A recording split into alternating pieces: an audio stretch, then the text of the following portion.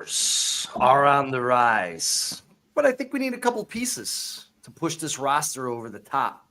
And what's going on with Tyrique Stevenson? Is he a safety? Is a corner? Is his roster spot safe?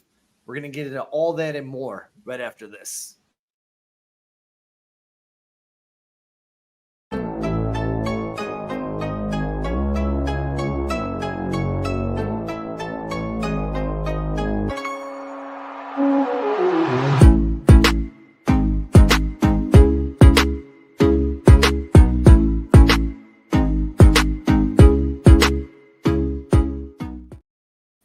Hello again, everybody, and welcome to 4-Star Chicago Sports. This is the Barely There podcast, and it looks like we're a little short today.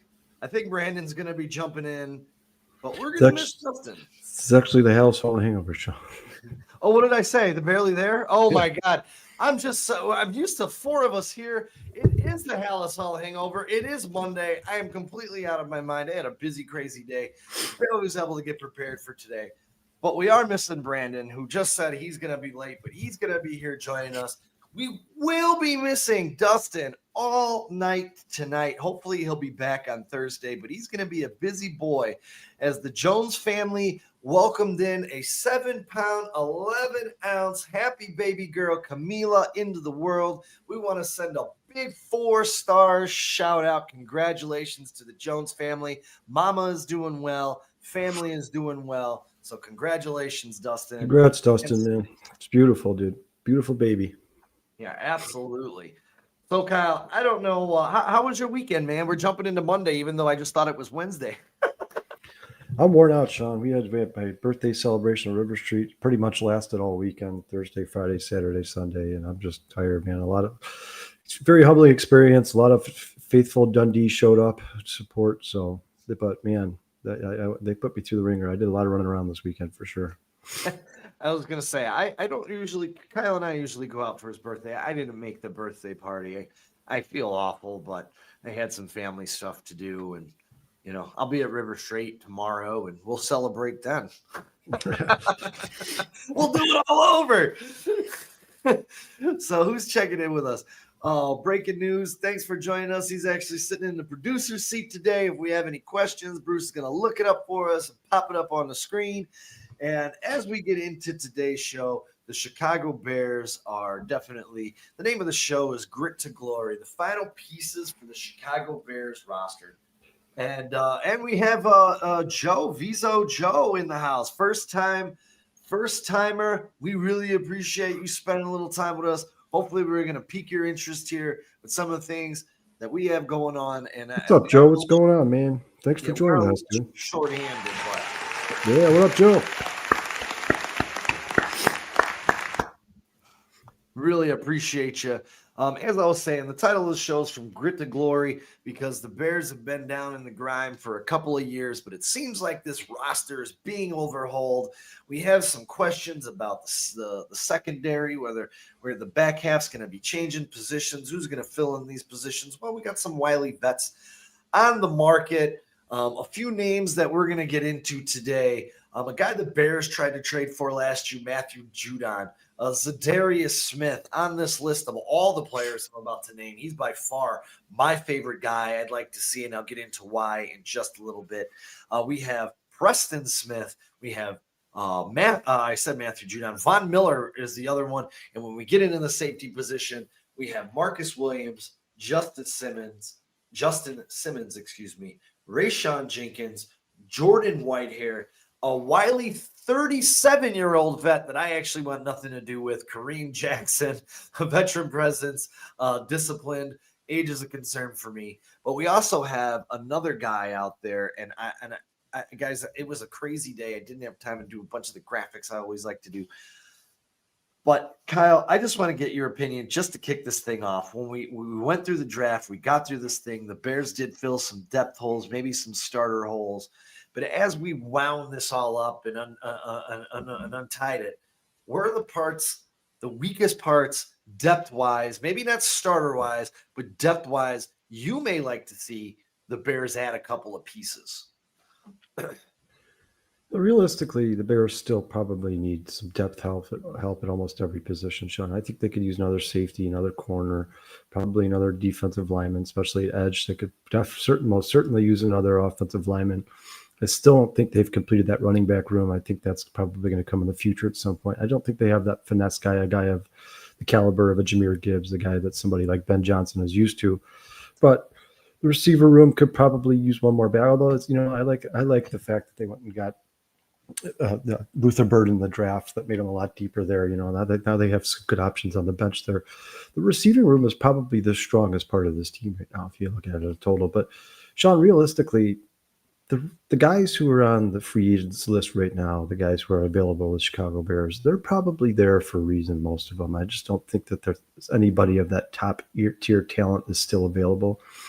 If the Bears do decide to add somebody to this team for depth purposes, like a defensive lineman, a running back, or a safety, I would prefer they do it after the rosters are cut down to 53 men. I mean, the guys who are still on teams right now in those 90-man rosters before the cut downs are probably higher value guys than the guys who are still available in free agency for the most part. That's why those guys have jobs and the guys in free agency don't. So if you do feel it's necessary to go get some more depth at those positions, just wait till the 53-man cut downs and see what's available after that. That's what I would do if I'm the Bears. And Sean, like we talked about this last week. The Bears are up against it when it comes to salary cap now. They finally they took this was the year that they decided they were going to spend a ton of their money and put a competitive team on the field and push for maybe the NFC North or maybe a wild card spot. This is the year that Ryan Post decided to pull the trigger and go ahead and do that. So at this point, I'd like them to keep a little bit of salary cap freed up for in case they have an injury mid-season, they need to make a trade or they have to acquire somebody in free agency. But right now, I would wait for those 53-man cut downs. Yeah. I do agree with you on that to a point. There are a couple of guys on this list, and we're going to get back to them because you brought up that running back room. And I kind of want to get into that running back room because we know everybody likes the flashy toys. And I know this is going to be the hottest topic. You got the trade rumors that I believe are just rumors. I've dug deep today trying to find any kind of, Jason Leisure, Dan Weeder, or Brad Biggs, any of these guys that can kind of confirm the whole Kenneth Walker to the Bears. Everything that I've seen so far is just a rumor. But let's explore that option for a second. If the Bears were to get Kenneth Walker, for you, Kyle, is that your thunder and lightning? Is that your in-between tackle guy, can do everything, even with a lot of injury concerns that do plague Kenneth Walker because he has missed a lot of time during his tenure, hip flexors, obliques, all kinds of different things that have kept them out of the lineup. So if it was Kenneth Walker over, say, a J.K. Dobbins or a Nick Chubb, how would you feel about Kenneth Walker joining that RB room? Well, Sean, I like Kenneth Walker. I do. I think he's a very good player. I think Kenneth Walker is probably a little underrated, but there's some concerns with Kenneth Walker. First of all, you're talking about the last year's contract. If you really like this guy, and if you're willing to trade away future draft capital to get him, that means the Bears probably like him enough to plan on keeping him here. So you're gonna have to give him an extension. On top of that, Sean, the injury woes are probably the least of my concerns. Realistically, Kenneth Walker hasn't missed all that much time in the NFL. He's played in the NFL for 3 years now. The first 2 seasons he played for 15 games, so he missed 2. The last season he played 12 games, so he ended up missing 5. But I mean, Sean, the average missed games per year for an NFL player is 3.1. So he's right there in that range. I mean, it's not like this guy is like one of those guys like we just talked about, J.K. Dobbins or Nick Chubb, who has some severe injuries that are career altering or anything like that. What's more concerning for me when it comes to Kenneth Walker is the yards per carry and how they've gone down every season in his career. And I mean, it's not like they're dropping just, 1.1 yard per carry. I mean, you're talking about 4.6 his rookie season, 4.1 and this season after, and then last year 3.7. I mean, that's a substantial drop off. Now, I will say that I think a lot of that has to do with the play of the Seattle Seahawks offensive line for sure. Mm-hmm. I like Kenneth Walker. Of all the 3 players you've mentioned, J.K. Dobbins, Nick Chubb, Kenneth Walker, he is by far my favorite of 3, especially because he still has that youth on his side. But if I'm the Bears, like I said, Sean, I'm going to roll into this season with the roster that I have, assuming I'm probably not going to make it to a Super Bowl, and I'll go get that stud running back next year on a rookie contract rather than giving a Kenneth Walker $25, $30, $35 million contract. And, like I said, Sean, I like the player a lot. Kenneth Walker last year, he was ranked 8th in missed tackles, and he only played 12 games. He only played 12 games. He had 61 missed tackles. I mean, that's amazing. He's definitely a weapon. There's no doubt about it. He was unfortunately was ranked 40th in yards per carry at 3.7. That you definitely like to see that go up if you're going to trade for somebody like this.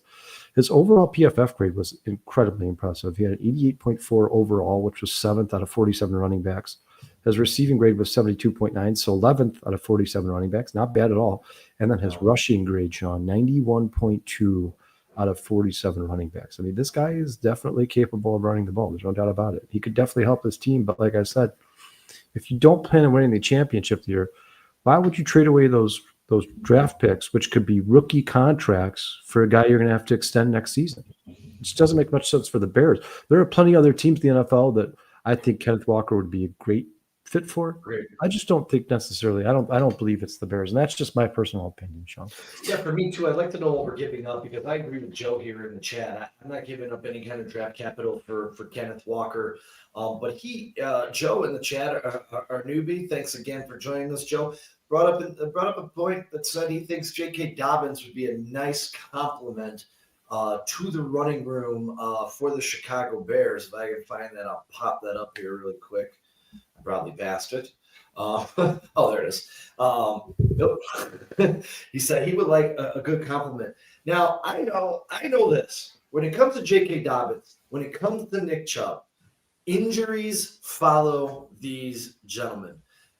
Maybe J.K. Dobbins a little bit more than Nick Chubb. We're going to get into this because I put together a little graphic. August 26th, his senior year in college, he broke his fibula, tore a ligament in his ankle on the first play of the first game as his high school senior. We all know he missed that year. 2019, then an Ohio State running back, he suffered a high ankle sprain in what was his final game of his collegiate career. 2021, he tore his ACL in the preseason. I drafted him. I remember this very fondly. That was the record-setting 20th straight preseason victory for the Baltimore Ravens as I watched my fantasy draft fall apart in my face. In 2022, he returned and suffered another knee injury in week 6, requiring surgery, limiting his season again. 2023, he tore his Achilles tendon in week 1 against the Houston Texans. And 2024, not so severe. He sprained his MCL, put him on IR. He missed for the last 3 games, so it essentially ended his season for the Chargers last year. But as we say that, for J.K. Dobbins, my friends, J.K. Dobbins, with those last 3 games being missed of the year, still set career highs. It was a career year. He just missed being 1,000-yard rusher. He was able to catch some balls. He had some nice splash plays in that Chargers offense. So this is a guy that you're limiting carries. You have Kyle Monangai now. You have what seems to be an endorsement from our GM for Roschon Johnson, and you obviously have DeAndre Swift. If you brought this guy in and used him as a compliment with all these injury concerns, where do you stand on J.K. Dobbins? I like J.K. Dobbins, the player, when he's healthy. I think he's better than probably given credit for. I think if J.K. Dobbins would have stayed healthy since he was drafted on the Ravens there, I think he would have been a really good player in the NFL. But Sean, the concern for me with J.K. Dobbins is those are what we call maintenance injuries, right? But it's not like he broke his arm, which could happen to anybody at any given time in the NFL. And that's just a freak accident, wrong spot, like wrong place, wrong time. These are injuries like maybe J.K. Dobbins' physical body's just not built to play in the NFL. We've seen it with guys like Derrick Rose in the NBA, our own Mike Brown, safety that played for the Bears for a long time. When they're on the field, they're amazing. The problem is keeping them on the field. And Sean, as you said 1,000 times, your best ability is availability. And Sean, we already have a guy here in DeAndre Swift who I know he stayed healthy last year and the year prior. But before that, DeAndre Swift had a lot of injury problems when he was with the Detroit Lions. Yeah. You want to come now bring another guy into that running room that's going to be running back rooms to be dealing with injuries. I mean, knowing our luck, there's a chance that both these guys can end up on IR at the same time, and you're stuck with the same running back room. So that's what I'm saying, Sean. Like this is what I said when we started the show here. Go into preseason. Give Elon Wheeler as many carries as you possibly can. Give Roshan Johnson as many carries as you possibly can. Give Kyle Monangai as many carries as you possibly can. Keep DeAndre Swift on the bench. Keep him healthy. See what you got in this room. And then if after the preseason, after you give these guys legitimate game time playing snaps, if you feel like this isn't the running, it's not complete, then go add that running back when the 53-man roster cuts are made. I just don't think there's any rush for the Bears right now to go add a running back or a safety or a defensive lineman. I just don't think right now. I mean, you brought Kyle Monangai in here for a reason. You drafted this guy for a reason. Roshan Johnson was a 4th-round pick. The Bears kept Ian Wheeler on the roster, even though he tore his ACL last year. There's a reason they did that. You drafted a guy like Austin Booker, traded back into the 5th round to get him. Let's give some of these young guys more playing time and see what they're capable of doing before we decide how short we are in those rooms, right? I mean, I like to see the homegrown talent play as much as possible. That's just me personally. That's fair. Before we get into the next guy, let's take a look at this.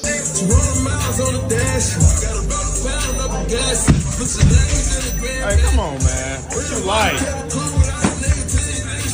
Come on, man. That shit's too light. Come on, go attack it. Let's go. Sir. Let's go. Let's go, Nick. Let's go. Let's go, Juice. Let's go, Juice. There you go. There you go. Come on. Another one. Yeah. Now, folks, that's 500 pounds for those who missed it. We also have video of him doing high jump, vertical high jumps. Nick Chubb seems to be, back. But Nick Chubb also with a limited injury history, going back to college when he tore his PCL, MCL, and LCL in his left knee, along with a dislocated kneecap and cartilage damage during a game against Tennessee. That's a lot. On October 4th, 2020, he suffered a grade 2 knee MCL sprain. Chubb was placed on short-term IR and reserved to return in a Pro Bowl caliber season for the Browns. October 10th, 2021, he suffered a calf strain during a game against the Chargers, missing games but not requiring injury reserve. September 18th, 2023, in week 2 against the Steelers, Chubb sustained a season-ending knee injury. It was the second one of his career, tearing his MCL, damaging his ACL. And as we all know, against the Chiefs last year, he broke his foot in the 3rd quarter, ending his season. So we got Brandon finally in the house. What's up, dog? How you doing? What's going on, fellas? Sorry about that, guys. No worries. Had to do some tractor operating. Well, let's get your thoughts really quick because you got a little bit to catch up on. We'll circle back to you, Kyle. We just talked a little bit about this running back room and what we'd like to add to it possibly, or what Bears fans and their management is talking about possibly adding to this room. We started off with the possible rumors, no concrete evidence that there's talks with Kenneth Walker in Seattle for Seattle to send Kenneth Walker to Chicago. And then we went over the injury history of J.K. Dobbins. Right here, it's long and distinguished. And then we just, as you came in, we talked about the extensive, not so extensive unfortunate injury history of Nick Chubb. So if we went into a room, obviously I think everyone's coming out saying, hey, give me Kenneth Walker. He's the healthiest, he's the youngest, he's the best. Possibly having to give up trade capital, maybe not. But if you're looking at these three, Brandon, to improve your running back room, which one do you want the Chicago Bears to add to this room, and why? I think you're absolutely going to look at trading draft capital in order to acquire Kenneth Walker. You're lucky enough for Kenneth Walker to be another one of these guys who's been injured as well. It's been hard for Kenneth Walker to stay on the field following his senior year in Michigan State. But I'd obviously like Walker just because of the age and the health. He's a little younger than these other two. I do think that if you're going to sign a Nick Chubb or if you're going to sign J.K. Dobbins, you're looking at a 1-year deal.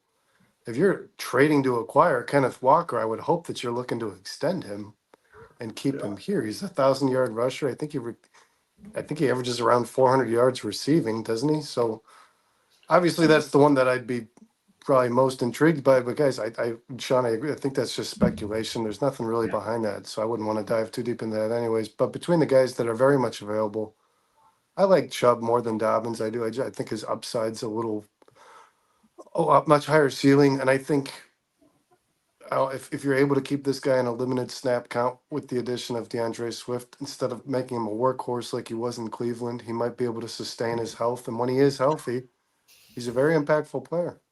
Yeah. 5.1 yards per carry through his career. Nick Chubb has been an absolute beast. And guys, we're not saying he's going to be that guy, but I'm with Brendan and Kyle here. Kyle didn't get a chance to comment on Nick Chubb yet. I think Nick Chubb will be a significant plus. I'm not going to say upgrade because we don't know what Nick Chubb we're going to get, but I think leadership and some other intangibles would definitely add to that locker room. Kyle, what are your thoughts on Mr. Nick Chubb joining that RB room? Yeah, Sean, he was my favorite of the three, and there's multiple reasons why. First of all, Nick Chubb's the cheapest. Second of all, if you Kenneth Walker, you'd have to give up. Like I said, they're probably going to be asking around a third or fourth round pick from. So you're giving up future draft capital, and you have to extend him, like Brennan said. You have to give him more money. We talked about J.K. Dobbins; those are kind of like maintenance injuries. It seems like his body's just not built to play in the NFL. Nick Chubb has had 4 full healthy seasons in the NFL, and another season in which I think he only missed 2 games. I mean, Nick Chubb is not like he's some injury-prone player. He's just had wrong place, wrong time injuries. You're talking about breaking bones, exploding knees. Guy, he just put his foot down and got stuck in the grass, and he got hit low by a safety or a corner. It's not like this guy. His body fails him when he's on the football field. He's just physical sport, so have to be in the wrong place at the wrong time. On top of that, Sean, like you said, this guy averaged 3.3 yards per carry last year. And his career average is still over 5 yards a carry. Now, I know J.K. Dobbins' career average is a little bit higher. I think it's 5.2 to Nick Chubb's 5.1. But J.K. Dobbins is a much smaller sample size. I mean, Nick Chubb has done this over the span of, 8-9 year career now. That's severely impressive. Plus, Sean, you show those videos. You see he still has a ton left in the tank. That guy is a physical specimen. He really is. Up here on a limited basis on a really cheap deal. And like Joe says in the chat here, he would be a really good bridge player for the Bears because I don't think they're going to Super Bowl this year. So you might as well save that draft capital and go get that running back in the future next year. Yeah, I think the Bears would only be interested in a 1-year rental anyways, because I don't think if you're getting Kyle's made the point many times. Ryan Poles wants rookie contracts. That's what he wants on his football team. I'm sure that's what Ben Johnson wants. If you get Kenneth Walker, you have to extend this guy to a long-term deal. It's going to cost you some money. He might be cheap to acquire in a trade. He's not going to be cheap to retain. To resign. That's going to cost you some money. And I think the Bears would be better off taking a chance at a running back in next year's draft. I know everybody's going crazy about, was it Jeremiah Love, I think is the kid's name, from Notre Dame. I don't know that the Bears are going to be high enough to make that pick, but there's some quality talent in this upcoming. There always is, guys, at this position. You can find a stud at this position. I think Kenneth Walker was kind of a late round first pick, wasn't he? Well, plus, Brendan, if you don't trade away your 3rd round pick for Kenneth Walker this year, you could go into next year's draft and say you have the 19th pick in the 1st round. You could trade your 3rd round pick and the 19th pick in the 1st round to move into like that 10-15 range and with the running back you want, which is exactly what Detroit did. Walker was selected 41st overall. I mean, and look at his production. You can get these guys. You don't have to go crazy.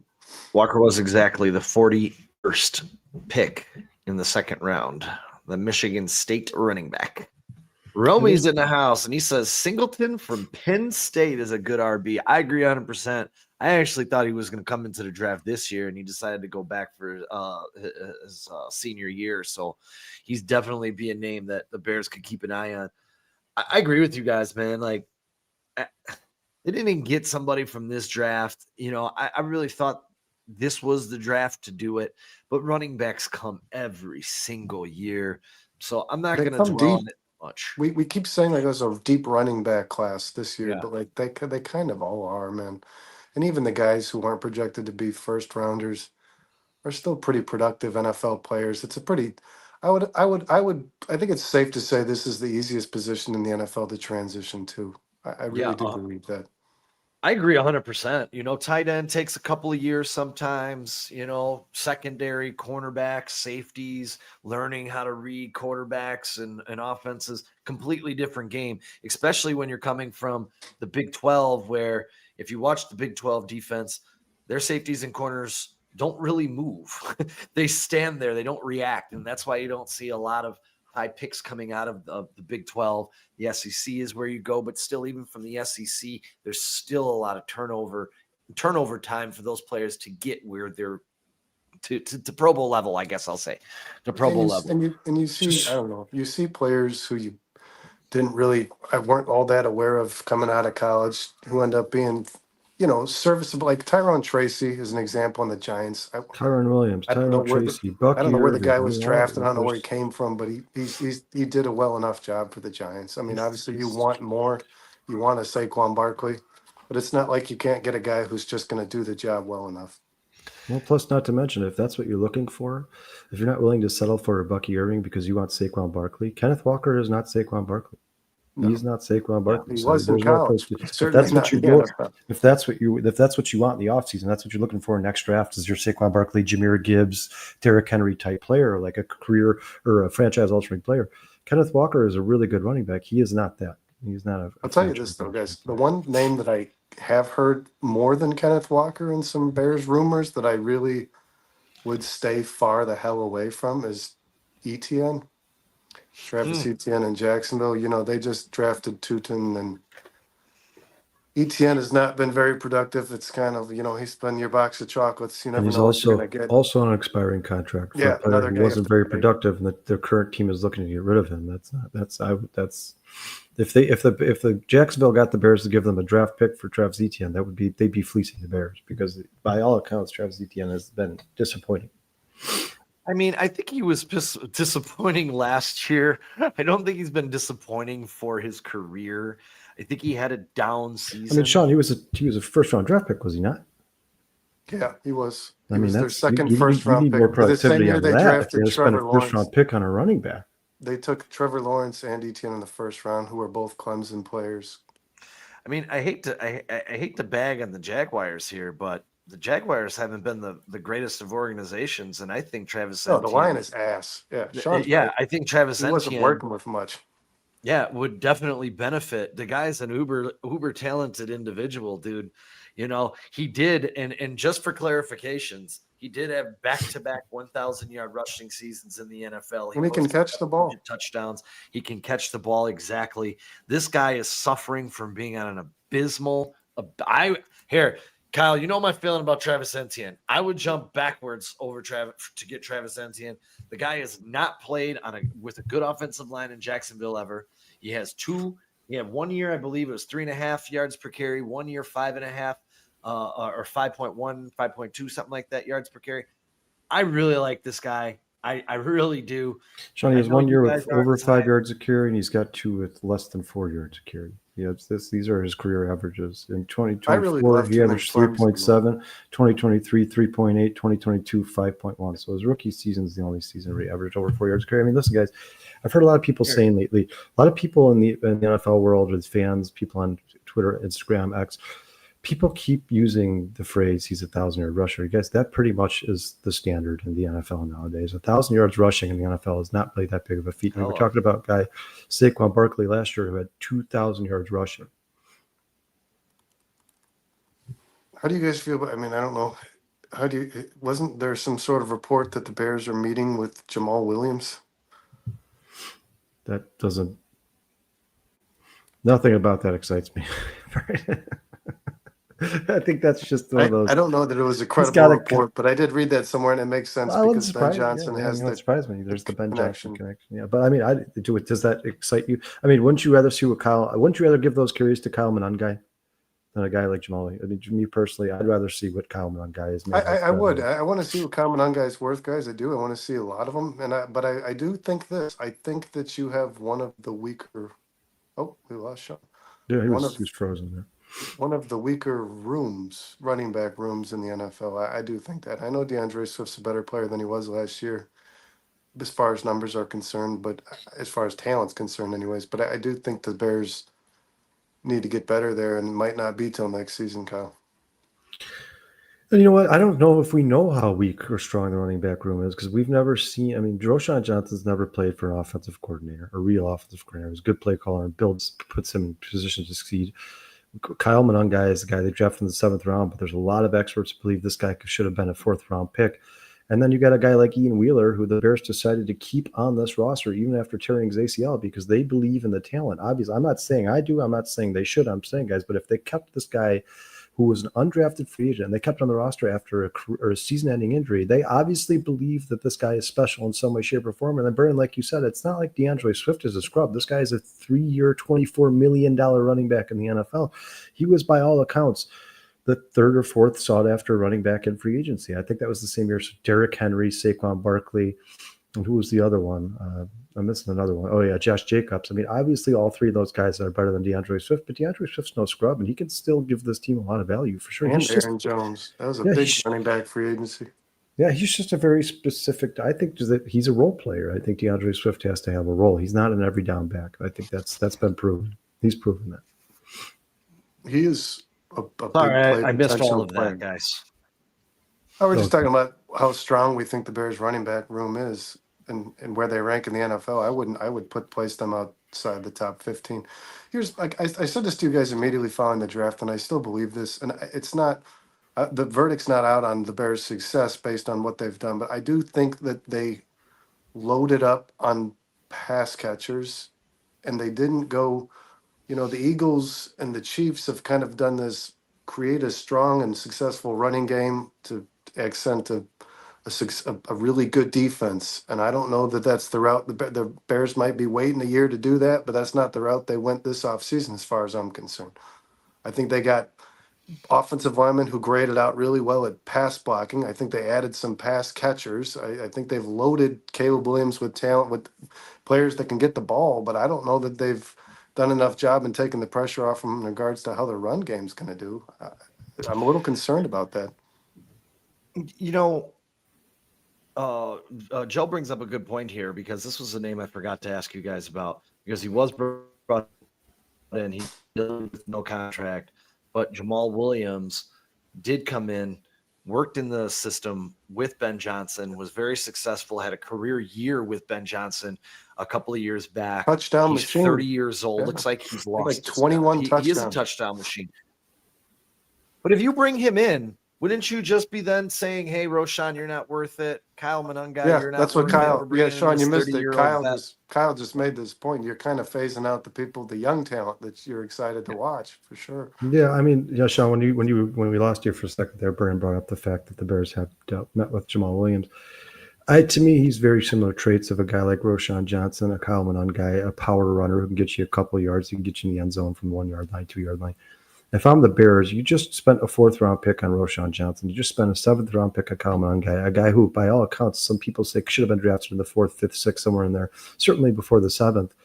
I would like to see those guys get those snaps. No disrespect to Jamal Williams, but Jamal Williams, to me personally, guys, he was never really all that special of a running back to begin with. He played behind some amazing offensive lines, and he was really good at getting that 1 yard into the end zone. But it's not like Jamal Williams offers something that none of the guys on this roster have. I mean, he's not nothing special to me. He's just a workhorse back, and right now I think the Bears may have 3 of them.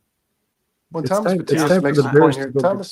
Thomas Matias says in this chat, he just, I like this. Tell me about all the great Patriots running backs when they were winning Super Bowls. So yes, they were all just guys that got the job done. You don't need a superstar. You need a guy who does his job. And I feel like the Bears are built a little more like that, right? They had White who caught the ball consistently. I agree with Tom. Good point, Tom.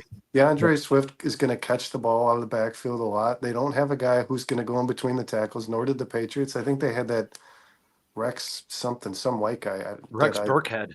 Yeah, we purposely forgot about. But yeah, they weren't. This wasn't the Super Bowl Eagles that won a Super Bowl on the back of Saquon Barkley. No matter how he did in that game, let's be honest, that he carried them along in the season. So I agree with you. But Thomas Matias and the Patriots also didn't load up a wide receiver either. I mean, they just got. They did get Randy Moss, and they had Tom Brady. And Wes Welker and Julian Edelman. They made guys. I got a question. Fit a system, and those guys succeeded and thrived in the system they were in. Was Curtis Martin not on any of those championship teams? I can't remember. No. He was retired before they started winning. They did have some. They had Hightower. They did have some running back. I mean, they had a couple of guys. Noteworthy running backs. You guys, we've talked about this. I mean, look at if you really are set in stone, you need that running back. You need your Saquon Barkley. You need Jahmyr Gibbs, your Derrick Henry, that special player, that franchise altering player. Then you go get. He's the last piece, right, Sean? Sean, shop at the hardware store before the toy store. Sean, what did the Eagles do when they felt like they were this close to winning the Super Bowl? They built this amazing roster from the offensive line and defensive line out. They got their quarterback. They got their A.J. Brown. They got their Devonta Smith. They got their Goddard. They got all their weapons. They got the lines built. They got that deep defense. They went and drafted 2 amazing secondary players, and they were like, you know what? This team is this close from the Super Bowl, and you know what this close is? Saquon Barkley. So let's go get him. And that's that final piece, cherry on top you drop on to win a Super Bowl. The Bears, to me, just aren't at that point, guys. There's no reason to go be spending more money and more draft capital on getting a running back, especially if it's a guy who's not special like Saquon Barkley anyway. If you believe you need that Saquon Barkley to get you over the top, he's not available. Kenneth Walker's not Saquon Barkley. Nick Chubb's not Saquon Barkley. J.K. Dobbins is not Saquon Barkley. So just maybe I add another guy in here for some depth, a guy like Nick Chubb on a cheap contract, but I don't expect for them to re-sign Nick Chubb to a multiple year contract. At some point, this Bears team is going to get the guy they want in the draft. I don't know when, I was going to say, but it's coming. It wasn't for lack of effort. I don't think their approach to entering the draft was, we're not worried about running back. We're happy with what we got. The cards just didn't fall the way they wanted, guys. And I think it shows intelligence in an organization when you have conviction and stick to your board. And when the guys that you want aren't there anymore, you find a plan B. You don't go reach for you. They like everybody wanted them to take Samson after the rest of the guys were off the board. I don't think they loved Samson, and I don't know what Samson's going to be, considering he was drafted to be the backup to the team that he was drafted to. I don't know that any NFL organization felt he was a Saquon Barkley-like player. So the Bears didn't have it. It wasn't there when they were drafting, and they stuck to their guns, and they didn't reach, or they didn't do anything unorthodox outside of the things they had studied and the plans they had in place prior to the draft. And I don't have an issue with that at all. I respect the Bears for doing what they did. And that's kind of what Ryan Poles has done in all his drafts. He's got the guys that were on Maybe his they didn't like Sam. Maybe the difference to them between Samson and Kyle Monangai wasn't worth that pick. Maybe that's why. Maybe they did like Samson, but they're like, but we know Kyle Monangai is going to be there at some point, and we don't think that Samson is like head and shoulders talent over Kyle Monangai. So at this point, let's not reach for running back. We'll go get our Kyle Monangai, and the next year we'll draft the guy that we think is going to be the every down, 3-down back for this team, the guy who's probably going to be starting for the Bears in a Super Bowl 2 or 3 years from now, and they realistically expect to make it to a championship.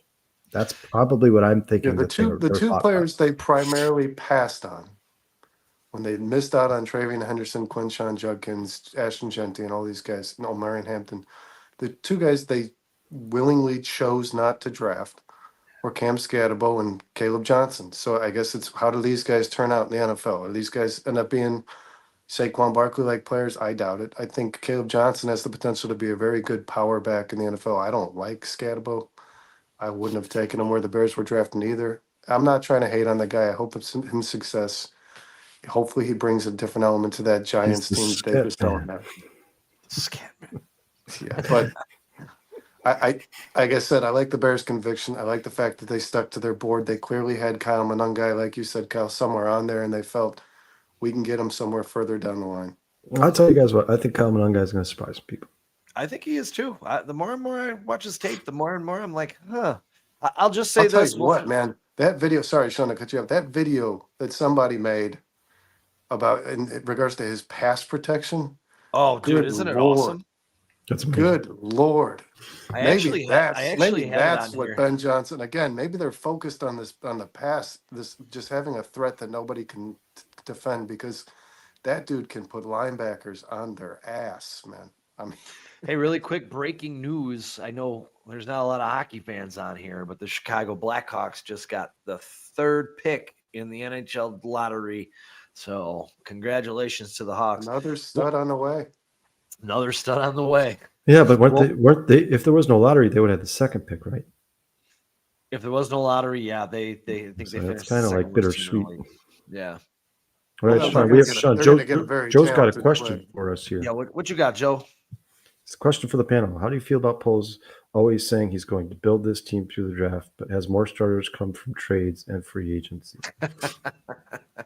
Well, Joe, I think he's starting to build through through the draft. I mean, if you look at our secondary, I mean, Jalen Johnson wasn't his pick, but he's through the draft. You got Brisker, Gordon through the draft. You got Dexter through the draft. You're hoping that Booker's going to come through the draft. His offensive line, obviously not built through the draft, with the His exception of trenches two guys. entirely. I mean, both his tackles are draft Well, picks. both of his tackles are drafts. He's 3-2. His quarterback's a draft pick. Roman quarterback's a Dunze draft is pick. probably going to be the best receiver in Chicago Bears history. And I'm just talking about statistically because their leading receiver right now has 5,000 yards. I think Roman Dunze is probably going to break every. Caleb Williams is probably going to be the best quarterback ever to play for the Chicago Bears if he continues just on the trajectory he had last year. He's still going to be the best quarterback for the Chicago Bears. He was ranked in the top 10 for best rookie seasons of all time. Darnell Wright's a top 3. You're going to end up being a top 3 right tackle for the Bears in history. Kyler Gordon might be the best nickel that's ever played here. Top 3 for sure. There's a guy like Tyrique Stevenson. The question mark's still out. Trevon Dexter could still be a very good player for the Bears. I mean, listen. I think the scales are tipping. I know that nobody cares about this, and I know, Sean, you're going to be upset when I say this because you're pissed off about the 4th round pick, but Torrey Taylor's probably going to end up being one of the best punters ever to play for the Chicago Bears. I mean, listen. It's the 4 picks last year hurt the Bears. Only having 4 picks last year that hurt the Bears. But you can start to see where Ryan Poles is going with these. You can start to see the vision a little bit, right? You can start It to wasn't so much. I wouldn't criticize Poles yet on building through the draft. We really, guys, like I said, the GM's graded based on how many players they've drafted receive second contracts. What I would say is Poles talked an awful lot about building from the inside out, and he did quite the opposite. Now they're starting to catch up to that. They're starting to add players in the trenches, but he did start with defensive backs and wide receivers, and that's not exactly what he led us to believe the day he got the job. So that's why I would be a little critical. Though, wouldn't you say, though, that he kind of took the things that came his way, like when he made the trade with Carolina? That just kind of came his way. He maneuvered around. He wound up with DJ Moore. He squeezed DJ Moore out of that trade. He squeezed him. Yeah, but he used that trade to build through the draft. So, and you got to remember, when he first got here, at the 29th ranked team in the league as far as roster construction. I mean, it was an awful situation. They were upside down in money. He's done a really good job at pressing the reset button. And we've went through a few abysmal years to deal with it. But I think the light at the end of the tunnel is about to be shown a little bit. I think the Bears are going to – I mean, they had the early – I saw today the early schedule come out where the Bears have the 7th hardest schedule in the league. It does look tough on paper, but when those weeks come, you don't know what you're going to get. And I expect the Bears to be a better football team to be able to handle this tough schedule. So that's just me, though. I don't know how you guys feel about that. Well, I think the difference has to be Ben Johnson, and Kyle is related a lot to Caleb Williams, but Caleb Williams put this team in position to win games last year, and their coaching failed them. There's no doubt about it. I mean, you could probably credit that coaching staff with 4, if not 5, of the losses during that season. So if the Bears can win those games, when it's critical that the coaches make the right decisions in regards to timeouts, especially, but challenges and defending like we did in the Commanders game, we just let them throw a Hail Mary. Things like those, guys, if those games go a different way because the guy who's in charge is making strategic decisions, the Bears are a very different record last year. And the Bears were a team that was competing. Look at the way they played their division. I mean, they brought every single team in their division down to the wire, and they allowed their coaches to ruin it for them at the end of the day. But Ben Johnson's not going to do that, I hope. If he is, then we got the wrong guy again, man. Well, and on guys, top of that, when they say like he is, let's see, guys, maybe this team doesn't have enough draft picks on it as opposed to free agents or trade pieces. But at the same time, Ryan Poles, when he got here, said you draft the positions, premium positions, the ones that cost you a lot of money in free agency. And he has done that. Quarterback, Caleb Williams, drafted. Wide receiver, Rome Odunze, Luther Burden, drafted. And DJ Moore, he was acquired in one of the best trades in NFL history. So I'm not holding that against him either. And on a really good contract. Tackles, super expensive in the NFL. Both Braxton and Jones and Darnell Wright are both on rookie contracts. Cornerbacks, I'm not going to hold it against him for extending Jalen Johnson, which is one of the best contracts in the NFL. He drafted Tyrique Stevenson and Kyler Gordon. He said he was going to draft the premium position. That's exactly what he's done. What's up, Carl? Yeah, and I think the contract that DJ Moore is on, after you see these guys like Amon-Ra and CeeDee Lamb and these other guys getting signed. I mean, DJ Moore is probably looking back like, maybe could have squeezed a few more dollars out of these guys, man. But Yeah, real quick, guys, I just want to give a shout out to everybody in the chat just before we get rolling here. Breaking news, Bruce, Joe, Romy, T, the Lions fan, Tommy. Who am I missing here, Sean? I think I saw Phil in here, didn't I? Yeah, Bears fan for life right there. what's up, obviously, Phil? Phil's in there. Ron, Diane Smile. We appreciate all you guys joining us as always, man. Thank you so much for the support, guys. Please hit that like button if you haven't already. Yeah, and I gotta, as we move on from the running back, the Bears continue to overhaul their roster heading into the 2025 season. We saw them enhance the trenches on the offensive side of the ball. We saw them do a little bit of work on the defensive side of the ball, adding Grady Jarrett, Deo, drafting Turner. But there still seems to be some glaring concerns and some things that remain unresolved, such as our safety position, maybe a veteran edge rusher, and edge rusher to the quarterback. Hopefully I said that correctly. There are still several free agents out there. So I wanted to ask you guys, if we start up on the edge, and I'm going to say my favorite one of these guys last, you have Von Miller, played 186 games, 129 and a half tackles, 8-time Pro Bowler. Matthew Judon, 32 years old, 131 games, 72 sacks, 174 quarterback hits, 4-time Pro Bowler as well, coming off of his worst season after being traded to Atlanta, in which Ryan Poles did try to acquire him before he was traded to Atlanta. Preston Smith, also 32 years old, 163 games, 70 and a half sacks, 157 quarterback hits, no Pro Bowls. And then my favorite guy, the guy who's bounced around the NFC North, who I wouldn't mind getting under a one-year deal, especially to work with guys, help out, Montez Sweat and work with guys like Austin Booker, would be Za'Darius Smith. He did play with Detroit. He's got 140 games under his belt. He is 32, 69 sacks, 173 quarterback hits, 4 Pro Bowls. So before we move on to the safety guys, do any of these 4 guys, they come in right now and say, hey, we want to hire these guys. We want to get one of these guys in between these 4 gentlemen. If there was a gun to your head, which one of these 4 vets would you add? Now, I will say this really quick. There is history with Von Miller. He worked with Dennis Allen in Denver. And I believe he worked with Za'Darius Smith as well, and Matthew Judon, excuse me. And then he obviously Ben Johnson knows Za'Darius Smith from him spending time in Detroit. So there are some links here between these players with these coaches. Of the 4, which one do you guys like? Take it away. Brandon? Za'Darius Smith is the only guy I think really has something left in the tank. He is just a pure pass rusher. He's a quality pass rusher. I don't know that I love the idea of signing any of those guys, Sean, as opposed to just giving Deo and Booker more snaps.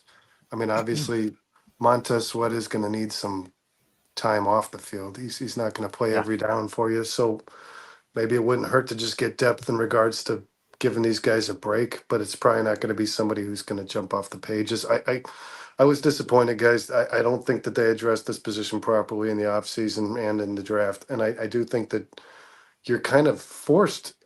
I've been a big advocate of it, and I've kind of preached this, trying to preach this into existence, but I think you're kind of forced to use Turner on the edge.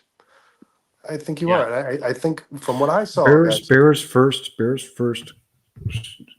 depth chart, which is like not official in any way, shape, or form. It's going to change drastically, but he is listed as an edge. Turner's listed. Who is? Turner? Oh, is really? listed as an edge.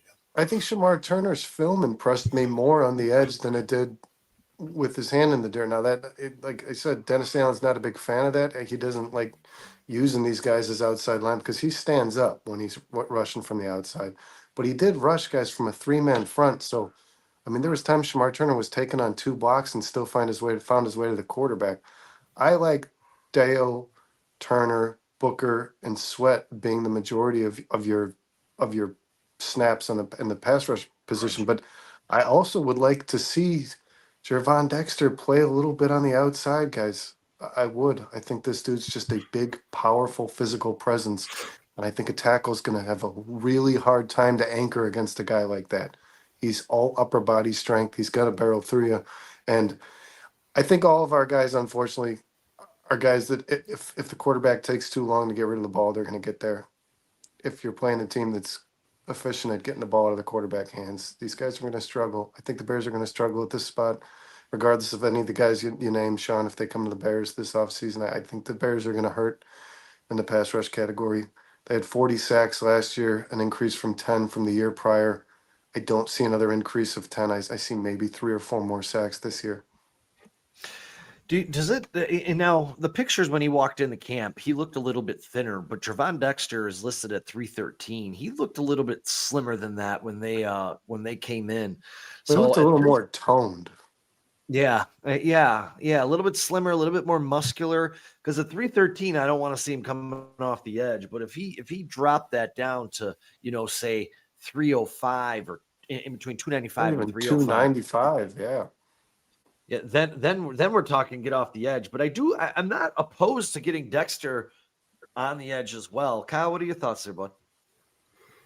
I mean, just no disrespect, but for me personally, guys, I think Trevon Dexter was better than most people thought his rookie season. He was even better last year. I'd keep Trevon Dexter exactly where he is. I think they're actually developing him into quite the player there. I think he's going to end up being a better 3 technique than most people give him credit for. On top of that, guys, like Vernon said, I think Turner might be better suited to the outside in this defense under Dennis Allen, and just his size. I also think, you guys, we just brought Deo here. This is a guy that people keep saying, maybe he doesn't get home a ton, but he's one of the best pass rushers in the NFL in terms of pressure rate. So hopefully you'd like to see him get home. You figure adding guys like Grady Jarrett, getting Billings back, keeping Dexter in the middle. If those guys can continue to create pressure up the middle, you figure that those bookends will get home sooner or later. I think that's the goal for the Bears. But you guys, there's no doubt about it. I've talked about this before. This team doesn't have Myles Garrett. This is going to be sacked by committee, and I think they are capable of getting 50 sacks. I just think the Bears are going to have to be creative, and I think that's exactly what Dennis Allen is. He's very aggressive. He's going to bring Kyler Gordon in on safety blitz, or on corner blitzes. He's going to bring safety blitzes. He's going to bring linebacker blitzes.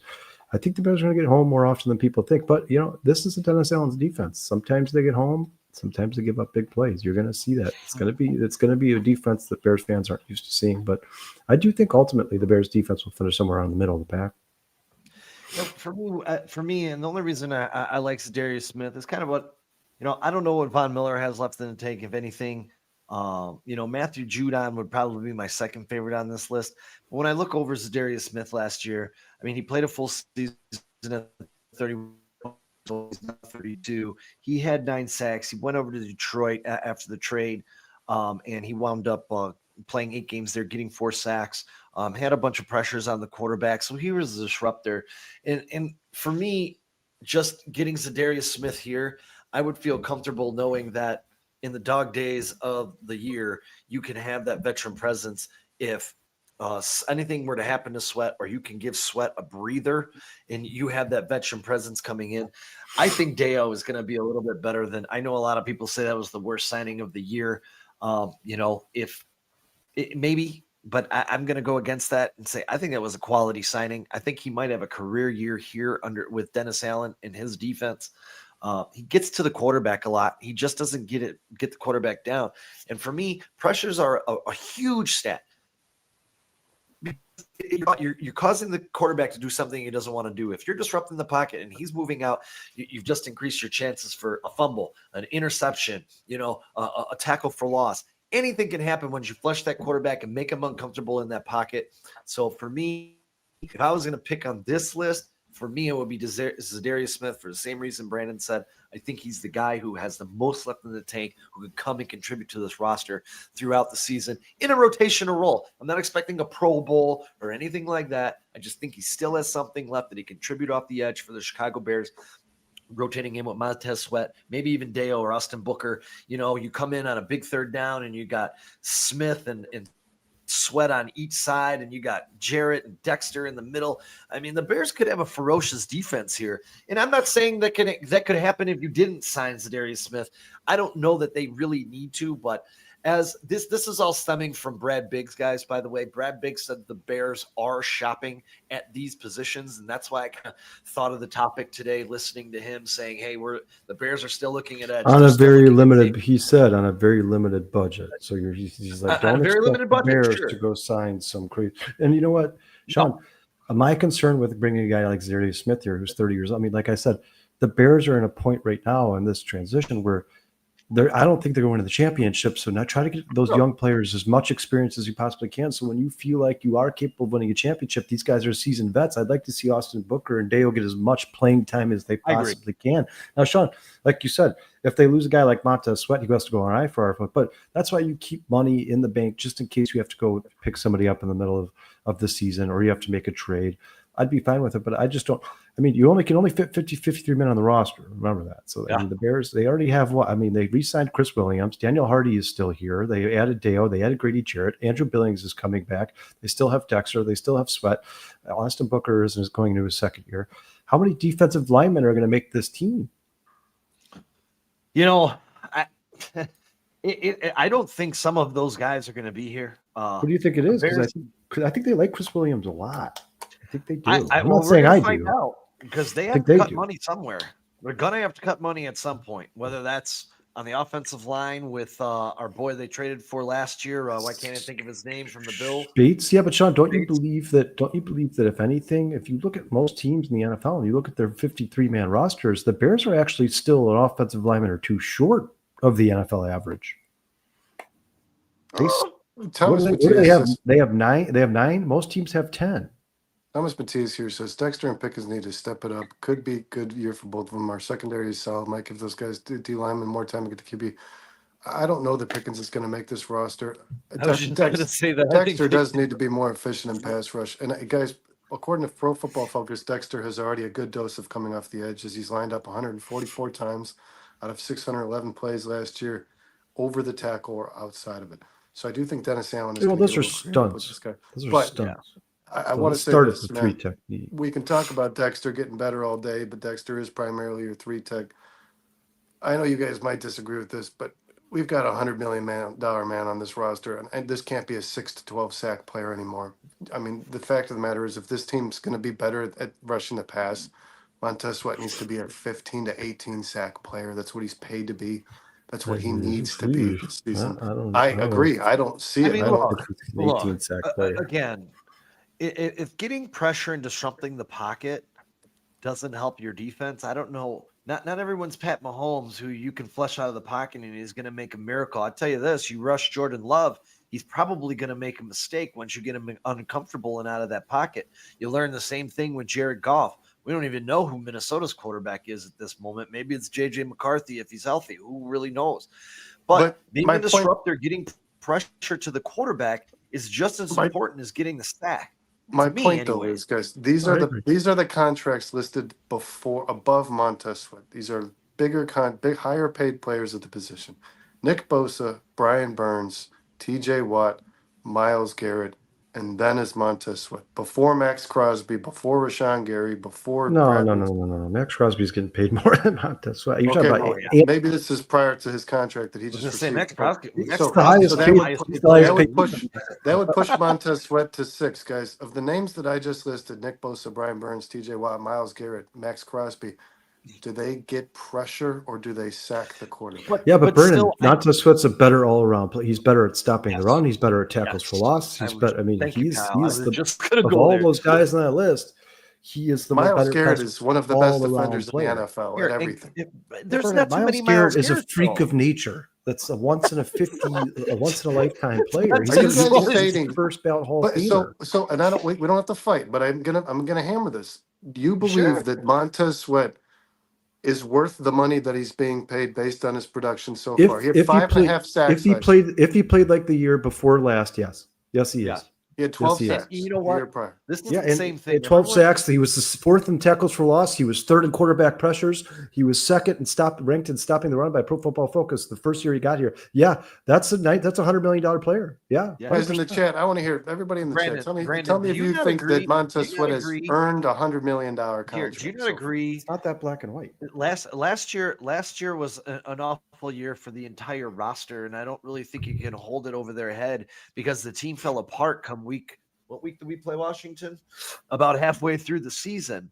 So, and Montez Sweat was dealing with 9 injuries.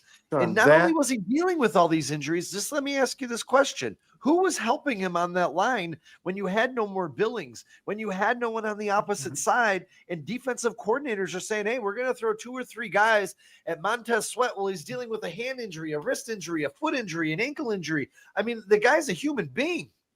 This is where I stand firm the most on Here, this. I'll tell you right this, here. and I'll make you this bet The right Bears' now. Hold on, defense Brandon. as a I'll make you this whole bet was right now. bad, so Montez Sweat was affected.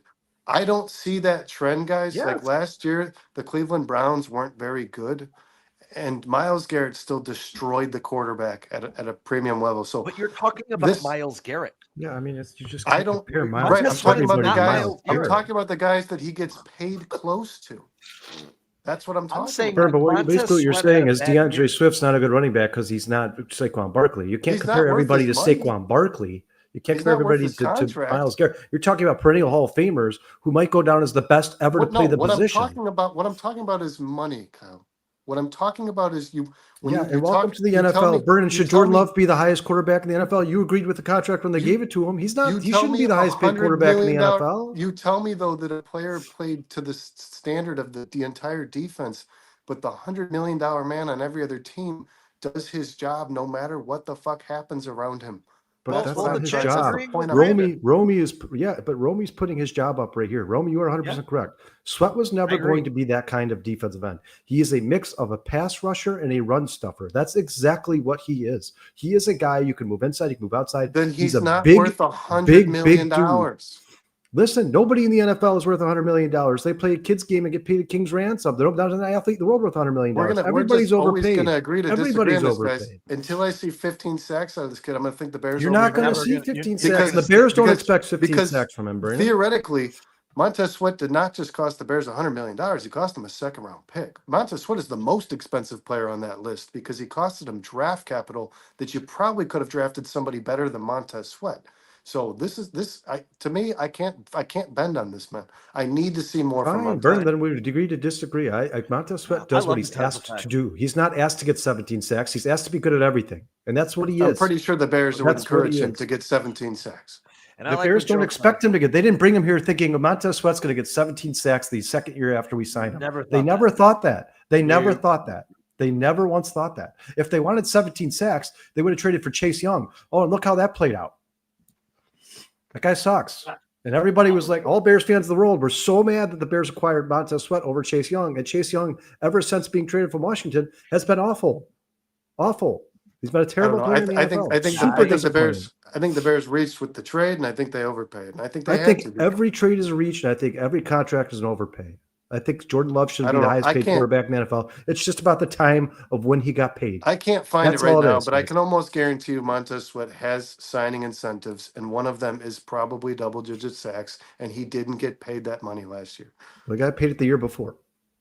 He got 12 and a half sacks the year. He had 12 and a half sacks his first year on the Bears. Yeah, but half of them were for another team. He didn't earn the contract comes with him. The contract comes with him, man. It's not. Can I ask you a question? You don't get a new contract when you get traded. When this guy, at any point, when we acquired him, because on the surface, he changed the Chicago Bears defense the moment he touched down. He just didn't have the year you expected last year. That doesn't take away from the type of player that Montez Sweat is. No, Sean, Montez Sweat changed this defense when he arrived in Chicago. It doesn't change the fact that they went from one half sack a game to 2 sacks a game. He's overpaid. His production is not comparable to the guys who get paid the same amount of money as him. It's just not. It's not. You can throw pressures at me. You can throw run defense at me. He is considered an edge rusher. His job is to sack the quarterback. He gets paid a lot of money to do it. He's not doing it well. Everyone's overpaid. 5.5 sacks last year, guys. That's not good enough. Everybody in the NFL is overpaid. They're all overpaid. Well, some of them kind of live up to the overpay. Some of them don't, man. That's where I don't think a defensive end in the NFL should make $40 million. I don't think if you told me $100 million player was going to get 5.5 sacks, if you asked me, should we pay it? I would probably say, fuck no.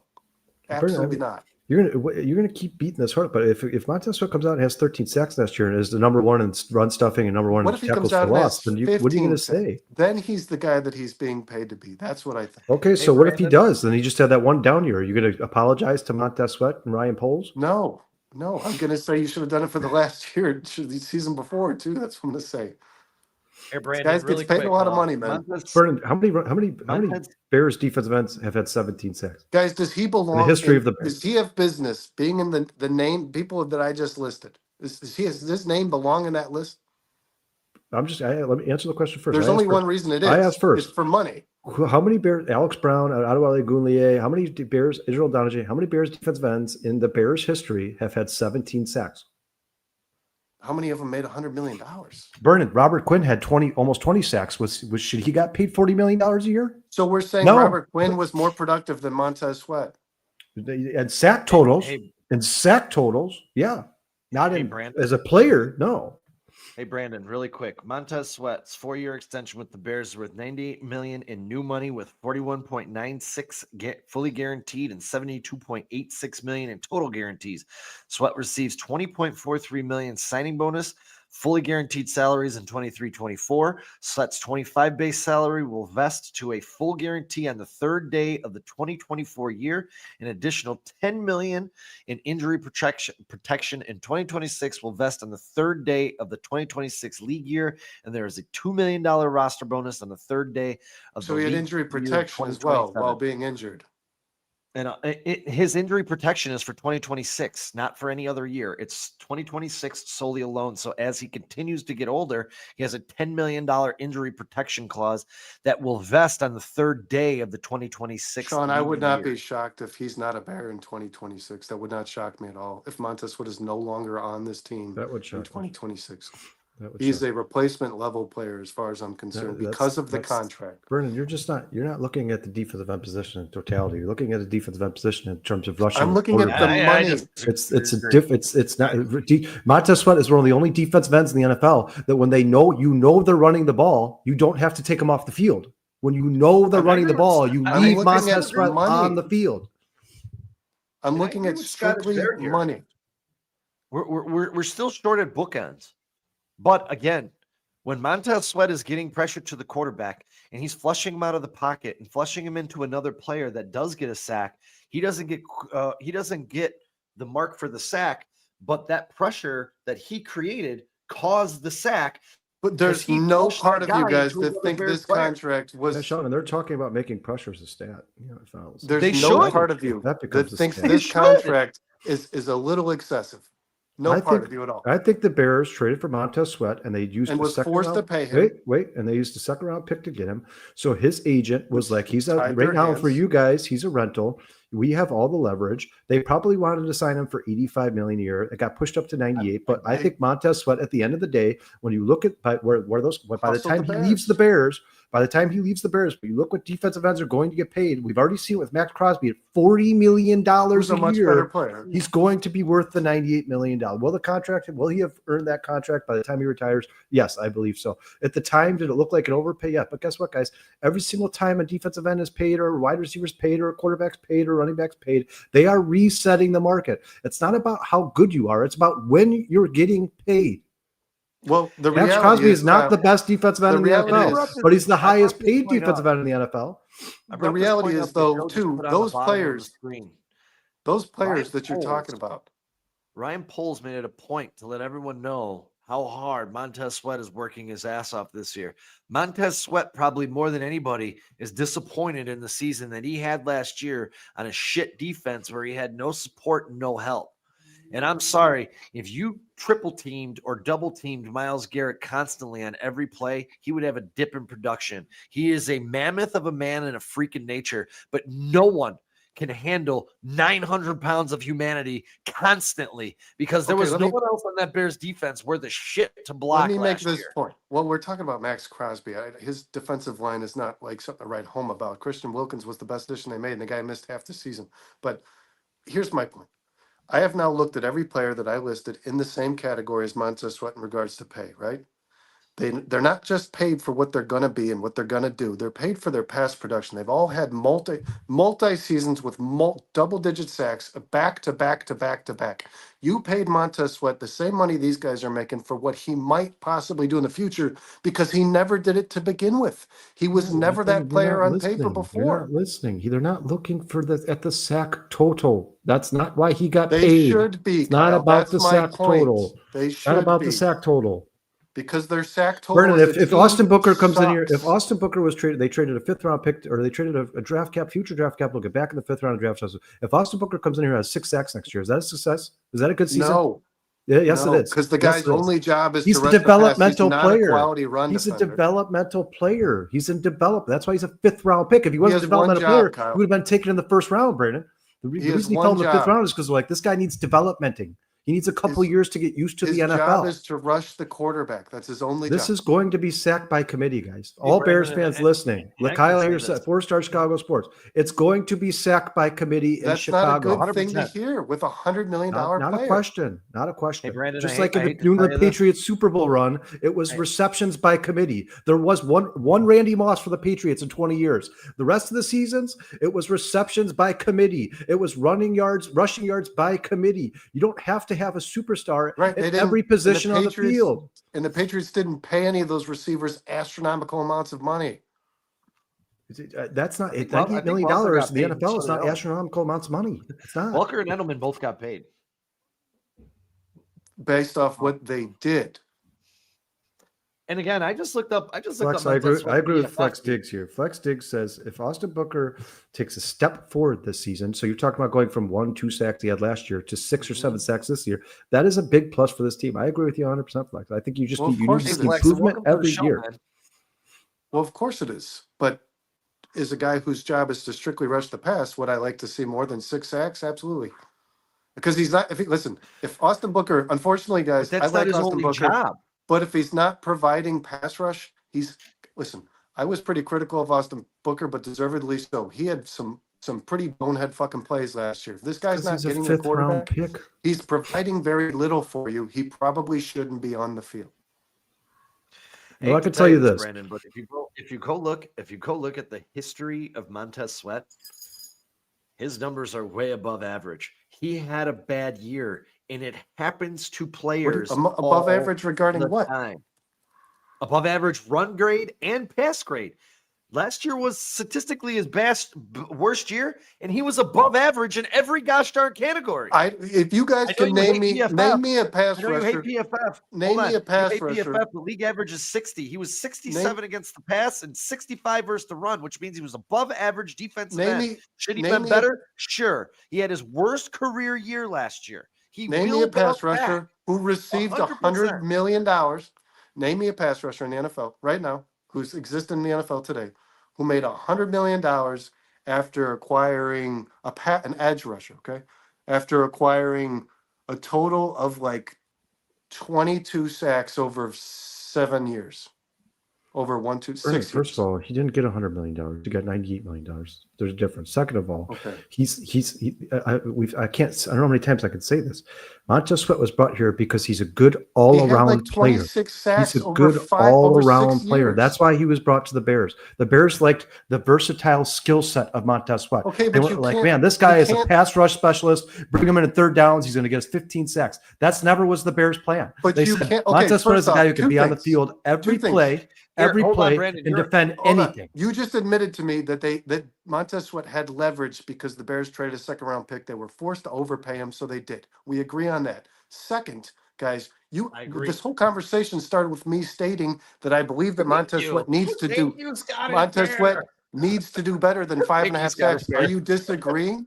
Are you guys saying if Montez Sweat gets 5.5 sacks next year, he did a phenomenal job and he still earned his money? Is that what but you're why saying? are to me? you taking his league, 'Cause I his said worst he year needs in to the? do better. Why are you Are we taking his worst year disagreeing? in the NFL and using that as like the average? Like, why Well, are you he's- talking about the 12.5 sacks the year that's before? what I I don't haven't heard you understand. say anything about that or at the all. 8 the year, or the 5 the year before that, or the I don't 8 the care year what he before did in that, or the Washington. That's 9 not the year my. before I'm a that, or the Bears fan. 7 I the year don't give a before shit that. what he did in 2023, he had Washington. 16 I don't You give sacks. a cannot, shit. you cannot provide me a player that was given the contract he was given with I as don't little care as what he had I done. don't care what he Brandon? did in Hey, Washington. Brandon, I really don't care. quick. 20, I don't know what Washington. 2013. I don't know how they were using him. I don't know what if that's. Well, they that had coaching Duran, staff they was- had I don't Payne, know. they had John Allen, they had a plethora of Yeah, and a weapons shitty around. coaching staff that is now fired, and Ron Rivera, and no longer in the NFL. Okay, Montez Hey, Sweat does Brandon? not need to. Sorry, guys, Montez Sweat does not need to provide any more than he has thus far next season. He should be the same player he I was. think- He should I'm I fine provide with think- 12 five and a half Montez sacks. Sweat. I'm and fine the with Bears 12 will and a I be half. think just Montez fine, Sweat guys. is going to return to who Montez Sweat was prior There's to only one way to last find year. out, guys. There's only one way to find Yeah. out. We're going to see. And If Montez should Sweat he He's has only be 12 had and a half better? double-digit sacks, I'm in. sacks once in his Guys, career. should he be better than he was last season? Yes. He should be Has better. Vernon, has That's, he? that's Vernon. what started this conversation. That's what I Vernon, said. has he been Montez better than Sweat he was needs last to be season? better. Vernon, has he been better than he was last season in his career? To me, no.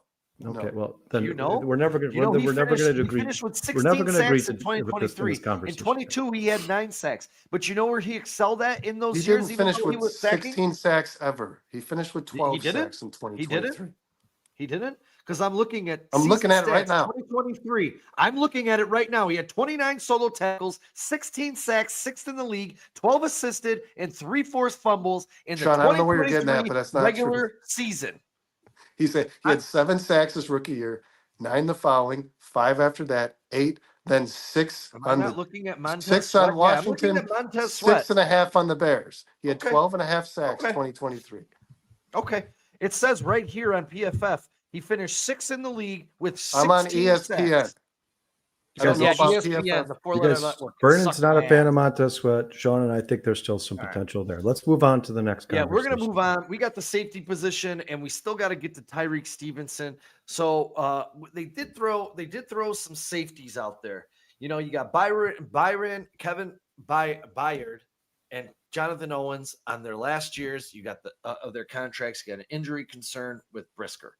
Now you have a couple of young guys out there in Jordan Whitehead, who's played 105 games, has 11 interceptions, 45 pass deflections, 557 total tackles in his career. You also have a young vet at 28 years old in Marcus Williams, who I think would be a tremendous addition to the Chicago Bears, by the way. He did work with Dennis Allen in New Orleans. He's an 8-year vet, 108 games played, 20 interceptions, 56 pass defense, and 459 tackles. You also have a couple of veterans out there, one being Justin Simmons at 31. I know before he went to Atlanta, that was a guy that Bears fans were kind of clamoring to get. 134 games, 32 interceptions, 56 passes defense, 556 total tackles in his career. And then you have Rayshawn Jenkins, who's played 122 games in his career, he's 31 years old, 10 pass interceptions in his career, 33 passes defense, 517 tackles. And my favorite guy, and I wish Dustin was here because I know Dustin loves this guy as well. My guy I would like to see, even though he's been banged up a little bit in his career, is one Julian Blackmon. He's had a solid career. He's the youngest of the bunch at 26 years old, 3rd round pick in 2020, as you can see right there. Low interception numbers, but I think this guy can excel. I really like his makeup, his size. So if we were having to pick between these 5 safeties, do you guys feel any of these 5 safeties would be some great depth or possibly a replacement if we were to lose Byard or we were to lose Brisker again to fill in that slot? Because I'll tell you, my favorite guy on this list is Marcus Williams, and I don't even know that it's that close. Take it away. I think any of those guys would be good depth for the Bears. I think there's a couple guys in there who could probably end up being starters for Chicago, but wouldn't be the next best case scenario because I think there's much better safeties in the NFL. I will say this, Sean, once again, I'm going to say this time and time again. I know people are probably going to get sick of hearing it, but if you're really that hell-bent on adding another safety to this roster, I would do it after the rosters are cut down to 53 men. You guys, when they make the 53-man roster cuts, talent talented players are cut off rosters. We see it every year. Every year we see the 53-man roster cuts. We're like, oh my God, that team thought they cut that running back. I cannot believe that. That guy's been amazing for them. Or, oh my God, they cut that tackle, or it happens all the time. Now listen, I'm not saying anybody who's going to be cut is better than Brisker or Byard, but if you're talking about just in terms of depth in case of injury, or because Byard's getting a little long in the tooth and you have concerns with him slowing down a little bit, I think you're going to see more than a few of those guys come after the 53-man roster cuts. I think if I were the Chicago Bears, I would wait, leave the roster how it is, see how these guys perform in the preseason. And, guys, I've heard a lot about Major Burns and Tysheen Johnson, the two undrafted free agents they added as well. Both those guys are really highly touted. I mean, it's not like – Johnson played at Oregon. That's not a small school. And because according to everybody, he's a ball hawk. These guys can cover the NFL and actually make a difference. Go see what you got in those guys in training camp. Go see what you got in those guys in preseason. And after 53-man roster cuts are made, if you're not satisfied with what you got in the building, then go look for one of those guys who got cut. That's what I'm doing if I'm the Chicago. Who's probably going to end up cutting a really good safety, you guys? The Baltimore Ravens. Marcus Williams is from Baltimore. You got Kyle Hamilton, and didn't they get Eamon Worry? Or Starks? Did they get Eamon Worry or Starks? So now they got Starks and Kyle Hamilton. Wasn't their starting safety a former Bear last year? Marcus Williams. Talking about Marcus Williams. I'm not saying bring back what's his name. Marcus Williams was on the Baltimore Ravens last year, now a free agent. He's also coming off a career worst year in his 8th year. I know I just said I love Marcus Williams. His numbers last year were cut in half from his previous 7 years. But I still think there could be something in the tank. And that would also probably, for me, seeing that he worked hand in hand with Dennis Allen in New Orleans, be a Dennis Allen hands-on hire. Yeah. If just keep your eye on that it. happen. Yeah, what's going on, Trax? What's going on, Harper? What's going on, Daniel Jeffries? Sean, I don't want Justin Simmons. The Bears have a lot of depth at this position, guys, but it is just that. This is depth. And you got to hope that both of these guys stay healthy throughout the season. I believe if Byard and Brisker are both healthy, the Bears have a very good safety duo. They do. I agree. They're both quality players. These guys, as starters last year, impressed.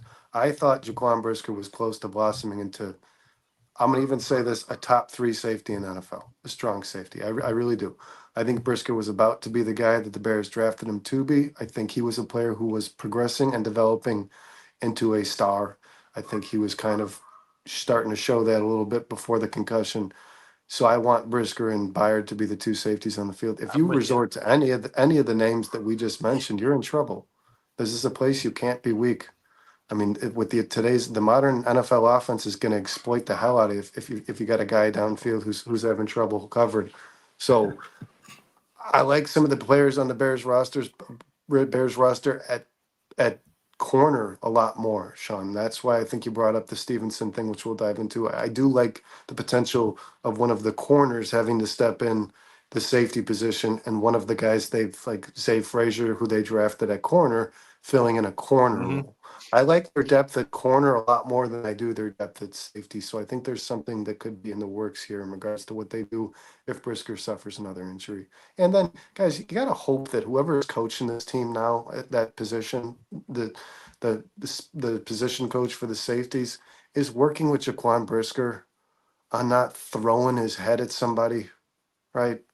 I mean, hopefully somebody's got this guy like learning how to just tackle somebody like everybody else in the league does, instead of just hitting him like a brick wall, man. Because I love the way Brisker plays. I love the physicality. But if it means he's going to miss a half a season, I'm okay with him taking it a little easier than he does, man. Yeah. I'm with you. Sean, why don't you read that Flex Diggs? I like that. He said, we re-signed Josh Blackwell. We re-signed Blackwell. I give him a shot at safety. He makes plays when he gets on the field. I agree, man. He does. We're big fans of Josh Blackwell here on the show for many reasons. And Bruce just gave us an update. The Chicago Cubs, Ian Happ just hit a 2-run homer. So the Cubs have a 2-run lead over the San Francisco Giants on the north side. Yeah, I'm going to concede here, guys. I had some bad things to say, especially last season, when it was a little more warranted, about Pete Crow Armstrong. And my God, am I happy? Never been happier to eat words in my life, man. Yeah. This dude is just outrageous. Yeah, he's a superstar. He's outrageous. Flex Diggs. He is the best player in the MLB at his position currently. And it's not disputable. It's not disputable. Josh Blackwell is actually kind of a personal friend of the show here. We know him a little bit. We've gotten to meet him a few more than a few times. He's a very, very nice guy. He They does showed up for make Kyle's plays. birthday. He does make plays when he's on the field. He is I think a much better player than people give him credit for. I think he could fill in. I don't know if I'd have him as a full-time starter in the NFL, but I certainly think he could play more than they're letting him play right now for sure. I kind of want Brandon to handle this one. I'm not appreciating the disrespect for Elijah Hicks. Brandon, I'm sorry, take it but away. I will continue to disrespect Elijah Hicks. Elijah Hicks filled in last year, and it didn't go well. There's no other way to say it, man. Between Owens and Hicks, they were hurting. I mean, guys, this is the strong side safety. So while Kevin Byard continued to cover deep passes, it was the run that was affected the most by Brisker's injury, because when Billings and Brisker, who are probably your two best run defenders, were off the field, you got the ball ran down your throat. Yeah. So yeah, I'm not gonna praise Elijah Hicks. I'm not gonna praise Jonathan Owens. I think the Bears are in trouble again if Jaquan Brisker goes out, especially defending the run. I think when people think safety, they're thinking, oh, well, they weren't getting beat over the top a whole lot. That's not the point. The Bears were not able to fill gaps. The guy who's supposed to sneak up like Jaquan Brisker does, and he does it really well. The guy who's supposed to fill that gap, the guy who's supposed to come in there and clean clock the running back, wasn't there for the second half of the season. He was just never there. Every time the running back hit the gap, you're like, oh, there's more open field for a guy that continued Hicks to is carry facing the the wrong way. Yeah. It's just, to me, I like our depth. I like Josh Blackwell, and I like Zah Frazier, and I liked Jalen Jones. I like some of the guys who have had to step in at corner a lot more than the guys who have had to fill in at safety. I think Elijah Hicks made a couple of plays there, but I would say his overall play left a lot to be desired. For me, anyway. He is also a developmental player. I don't think the Bears expect him to be starting caliber until week 3 or 4 of his year 3 or 4 of his career. What's strange is Owens and Hicks put themselves in good positions when defending the pass. They actually each took the ball away once, I think. But when it came to defending the run, these guys just disappeared. And that's a big job. Because once the running back, if let's say the offensive line, once Billings was gone, is able to create this giant gap for whatever opposing running back we're playing, once he's able to get through the line, the linebackers were picked up by second level guards already. Like I told you guys, those two couldn't get off. Tremaine Edmonds cannot get off a block if a guard gets to the second level. It's the safety's job to be there to prevent the big play. And that just wasn't happening. As far as I'm concerned, when I watched the Bears at the end of last season, that guy wasn't there. The safety net, right? That's what you are. Wasn't there. Jaquan Brisker takes bad angles sometimes too, guys. He wasn't like the best safety in the NFL last year. Well, he was blossoming into a much better player at the position. Yeah, but then don't you think Elijah Hicks probably deserves the same amount of time? Even though I'm not saying Elijah Hicks got to be starting in the NFL, but I don't think you should. The jury should be out until he's had 2 or 3 years in the NFL. He was a developmental player. He was a late round pick. Where did the Bears' run defense rank? I think they were allowing like 70. Well, they were a lot better playing up at the line of scrimmage, but I will went tell from you, like 110 to like 130. That wasn't on Elijah Hicks because run defense was actually Elijah Hicks's shining star for his season last year. Pass defense, he was okay. He was above league average, but run defense was definitely where he excelled last year. And we have Daniel Jeffries in as we round about the field here and head into our final segment. He says, let's try Gordon at safety or Tyrique Stevenson at safety since they drafted one. Well, I would since they drafted a corner. But you guys, I would hope that the plan is Jaquan Brisker to stay healthy. I hope that's the plan for the Bears. I hope they don't mind moving anybody until Jaquan Brisker knocks himself out. And really quick, we said it at the top of the show. We're going to say it one more time. We are short a man today because our boy Dustin Crafty Jones had his baby, a beautiful baby girl, happy and healthy, 7 pounds, 11 ounces. Camila, mama's doing well as well. We just congratulations, Dustin. God bless. Yes, another congratulations, man. She's a beautiful baby girl. We got to see a picture today. Congratulations, brother. Congratulations to the entire Jones family on a happy and healthy birth last night. He was actually planning on being here, and his wife had other plans. No. So yeah, real quick. Go Go ahead. To this, Flex Diggs says, our D-line is going to be the biggest question mark all year. It feels like we neglected to build more offensive weapons. We're going to have to score 30 points a game to win. That's how we're built. Yet, for me, Flex, I've been saying this all offseason, and I know a lot of people disagree with me, but that should have been the Bears' concern in the offseason was offense, offense, offense. The first goal for the Chicago Bears should be the development of Caleb Williams and a brand new system under a brand new coach in his second year in the NFL. Not to mention he's going to be playing more under center than he's probably played in his entire career combined. You talk about high school, collegiate, and his rookie season in the NFL. The Bears' goal should have been to make Caleb Williams as comfortable as they possibly can in that pocket. And I think they did a very good job of that. I still don't believe that the offensive line is complete. I think it's certainly upgrade the left tackle, which I believe is the second most important position in football. But I think Caleb Williams is finally in a position where there's not going to be any excuses, guys. He might have the best tight end room in the NFL with Colston Love and Cole Kmet, depending on how Colston Love comes along, and if he ends up being the player the Bears think he's going to be. He has one of the best wide receiver rooms in the NFL. If you look at the top talent there, you look at guys like DJ Moore, Rome Odunze, now Luther Burden, and like we talked about earlier, guys, it's not the worst running back room in the NFL. I'd say it's somewhere around average. It's probably in the middle of the pack. But DeAndre Swift's a good player, and you still don't know what you have in Monungai. You don't know what you have in Ian Wheeler. Roshan Johnson's probably never really been given a fair crack if you consider he was playing for guys like Shane Waldron. I think the Bears' goal vastly improved. Yeah, especially the interior of the offensive line. Could they probably improve the left tackle position? Sure, but you can't fix everything in one offseason. Rome wasn't built in a day. And if anything, the Chicago Bears did exactly what I think they should have done, which is for once in our life, stop telling us we have a franchise quarterback and go show us. I want to see 4,500 yards. I want to see 35 touchdowns. And I want to see Caleb Williams make leaps and bounds from week 1 to week 17 in his second year in the NFL. And I think the Bears did everything they could in their power to make sure that happened. Well, and I think the Bears feel that they've improved the defensive line, if not. Yeah, they added 3 players, but I think Flex, they're hanging their helmets on the idea that Flus was a good defensive coordinator, but he wasn't able to manage a game while doing so. So you've got yourself a defensive coordinator who can focus on defense and defense only. This defense will improve, barring health, with Dennis Allen being the play caller, but. I agree with you. I think the defensive line is going to need some help, and I think that the Bears' next offseason, and particularly the draft in 2026, is, I would imagine that's where most of the focus is going to be. Yeah, it's tough because you still have to address that running back if you want that Jahmyr Gibbs, which is probably going to be the last thing the Bears add before they win a Super Bowl or before they think they're going to win a Super Bowl.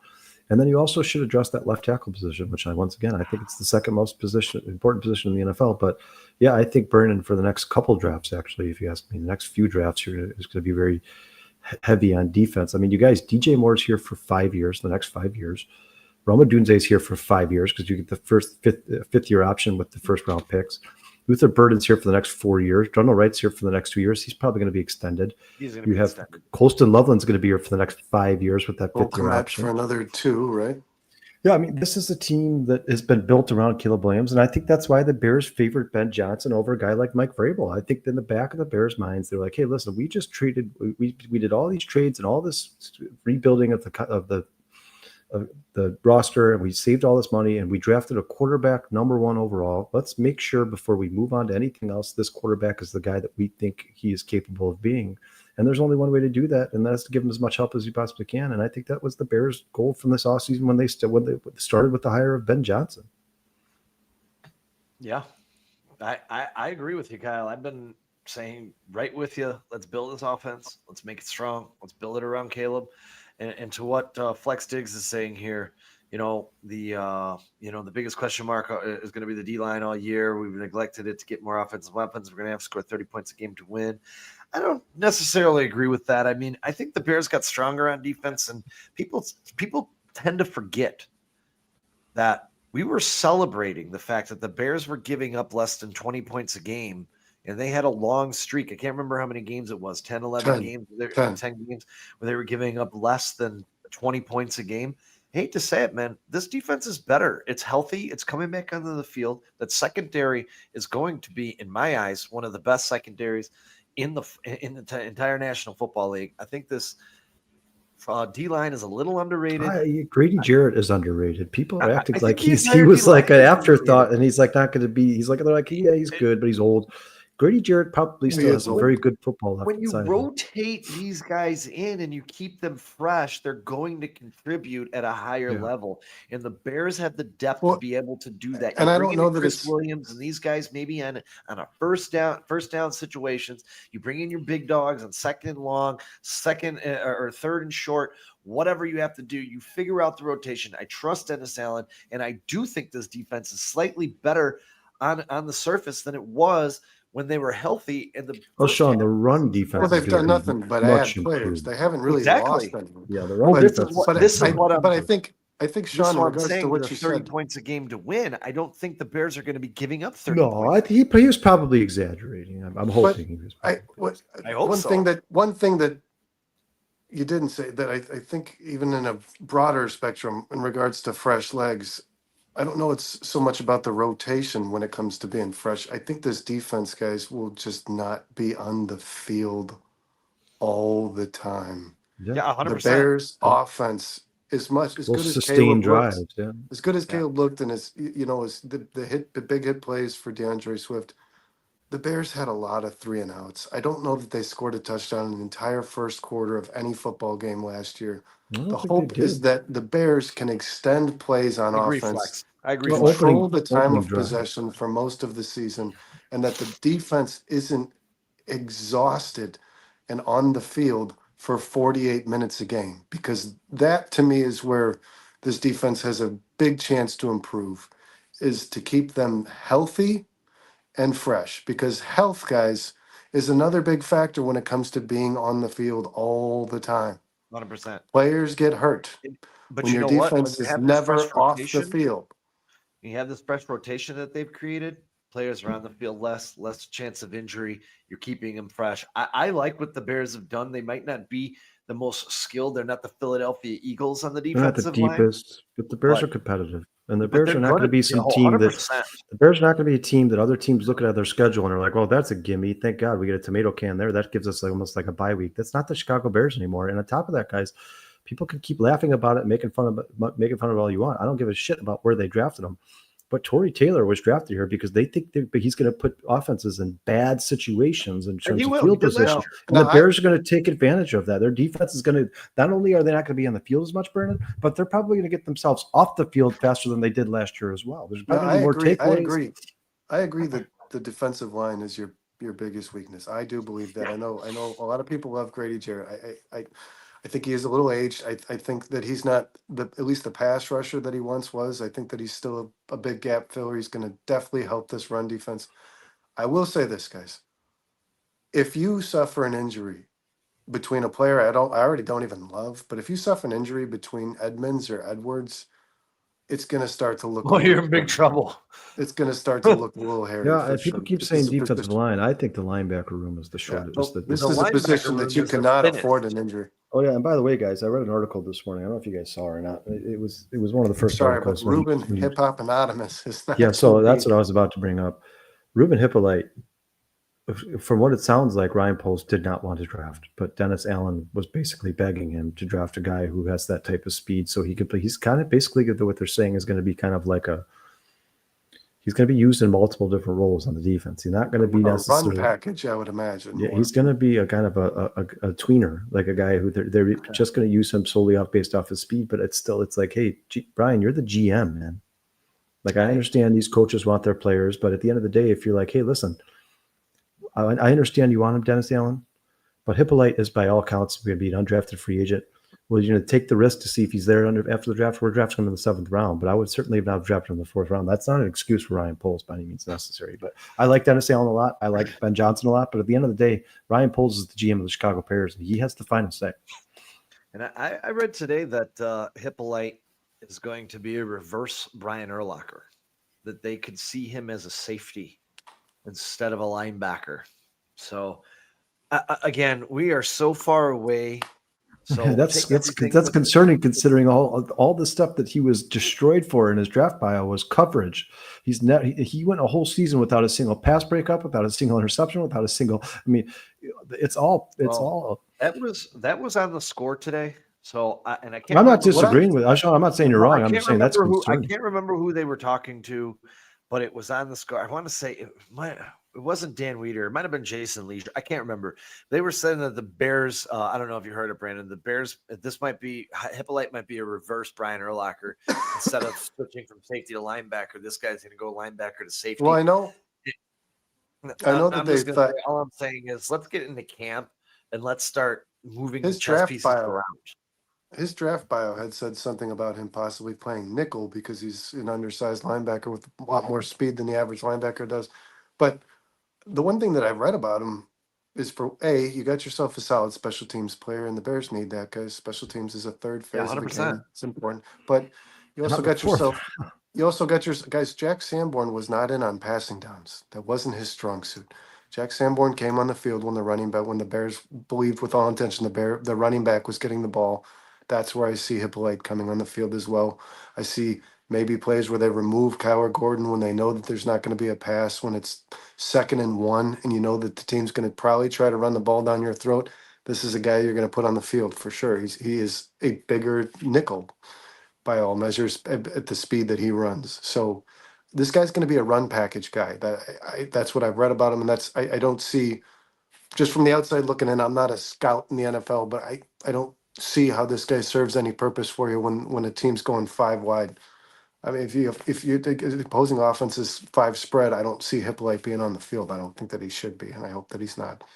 And really quick to Melon Smasher here. Yeah, Dennis Allen did lose his job, but if you go back to Dennis Allen's start of his career with New Orleans, their defense is statistically improved every single year. Some coaches just aren't meant to be head Well, coaches. he was fired week 9 of like his 4th season. It wasn't like fired week 9, like that was the year he was hired as a Guys, head coach. I'm pretty sure Melon Smasher is just kind of a troll. He just ranked the Bears 13th in the NFC. That's absurd. I mean, that's ridiculous. Yeah, You don't think that. Dennis They're not Allen, gonna by be 13th if in you the look at the NFC. numbers and look at what he did in New Orleans, their New Orleans defense went from one of the worst to one of the best under this gentleman, and I expect him to. I agree that Dennis Allen was a exactly- shit head coach. He was. He was the same And as some Flukes. some They guys. So were is a lot Vic. of good- So Vic Fangio is one of the worst head coaches in NFL history. Yeah. Look, you think There's think guys- the Eagles are complaining about hiring that guy? I don't guys- think so. There's guys who do something well and can't do it all, and that's Yeah, 100%. Matt Eberflus, by all measures, was a phenomenal hire I by the agree. Dallas Cowboys. He's a phenomenal hire. They Yeah. just got themselves Yeah, I one of like the the best hire. defensive coordinators in the NFL, and Eberflus just got his hands on Micah Parsons. Some really good things are going to happen over there. But Dennis Allen was a guy. I'm Melon Smasher, and I'm not being a biased Bears fan. Dennis Allen was the guy at the top of my list because you knew the Bears. Honestly, Eberflus was, but the Bears weren't bringing him back to be a defensive coordinator. Dennis Allen was, and Ben Johnson had stated when he was hired that he wanted guys with head coaching experience to be in his locker room, be on his sideline. I think Dennis Allen's a great hire for Ben Johnson. I don't think it could have gotten better. I really don't. If you're a Bears fan, Melon Smasher, you've got to be excited about the fact that you just got one of the best defensive coordinators who, yes, was a failed head coach, which most guys who go back to coordinating were. They're not successful head coaches that just decided they're going to take a demotion. I mean, the fact of the matter is, though, is like if Kyle Shanahan got fired as a head coach and somebody was like, we hired him as an offensive coordinator, you're not going to go crying about it. You know what I mean? Like that, you just Well, we makes just yourself- talked about it, guys. I mean, Eric, Vic I can Fangio tell had you the this. Bears. The Bears made the playoffs in 2017-18 because of Vic Fangio. He was the best defense scorer in the NFL that season. The Bears were one of the best defenses in the NFL that season. And Mitch Trubisky had very short fields all season. After that, he went to go be the head coach for the Denver Broncos. He was terrible, awful. I don't even think it lasted a full 2 years. He got fired. Then he went to Miami. Their defense improved under him. And then he went to the Philadelphia Eagles and they won a Super Bowl. I mean, just because a guy's not a good head coach doesn't mean he's now becomes useless in the NFL. Focus here, Melon Smasher. There's a lot of things we can nitpick this Bears team about, and things that Ryan Poles and Ben Johnson have done. Dennis Allen was one of the best things that happened this offseason. You should truly believe The that. coaching staff in general is something I'm not concerned about when it comes to being a I'm Bears not fan. Now, either. listen, Ben Johnson still has to prove it. I know that, guys. I'm not. People always say to me, Ben Johnson hasn't proven anything. I understand that, but the Bears usually pick somebody that nobody else wanted, nobody else was looking at, nobody else. Some people don't even know their names. I had to actually Wikipedia Mark Trestman. The Bears this year went after the coach that every other team looking for a coach was going after. Yeah, but when you Wikipedia Declan Doyle, all you read about is everybody in the NFL thinks this guy is the next Ben Johnson. Yeah, like Here, I'll tell you he's this, not Melon going Smasher. to have too much power. Mike Green wasn't coming to Chicago.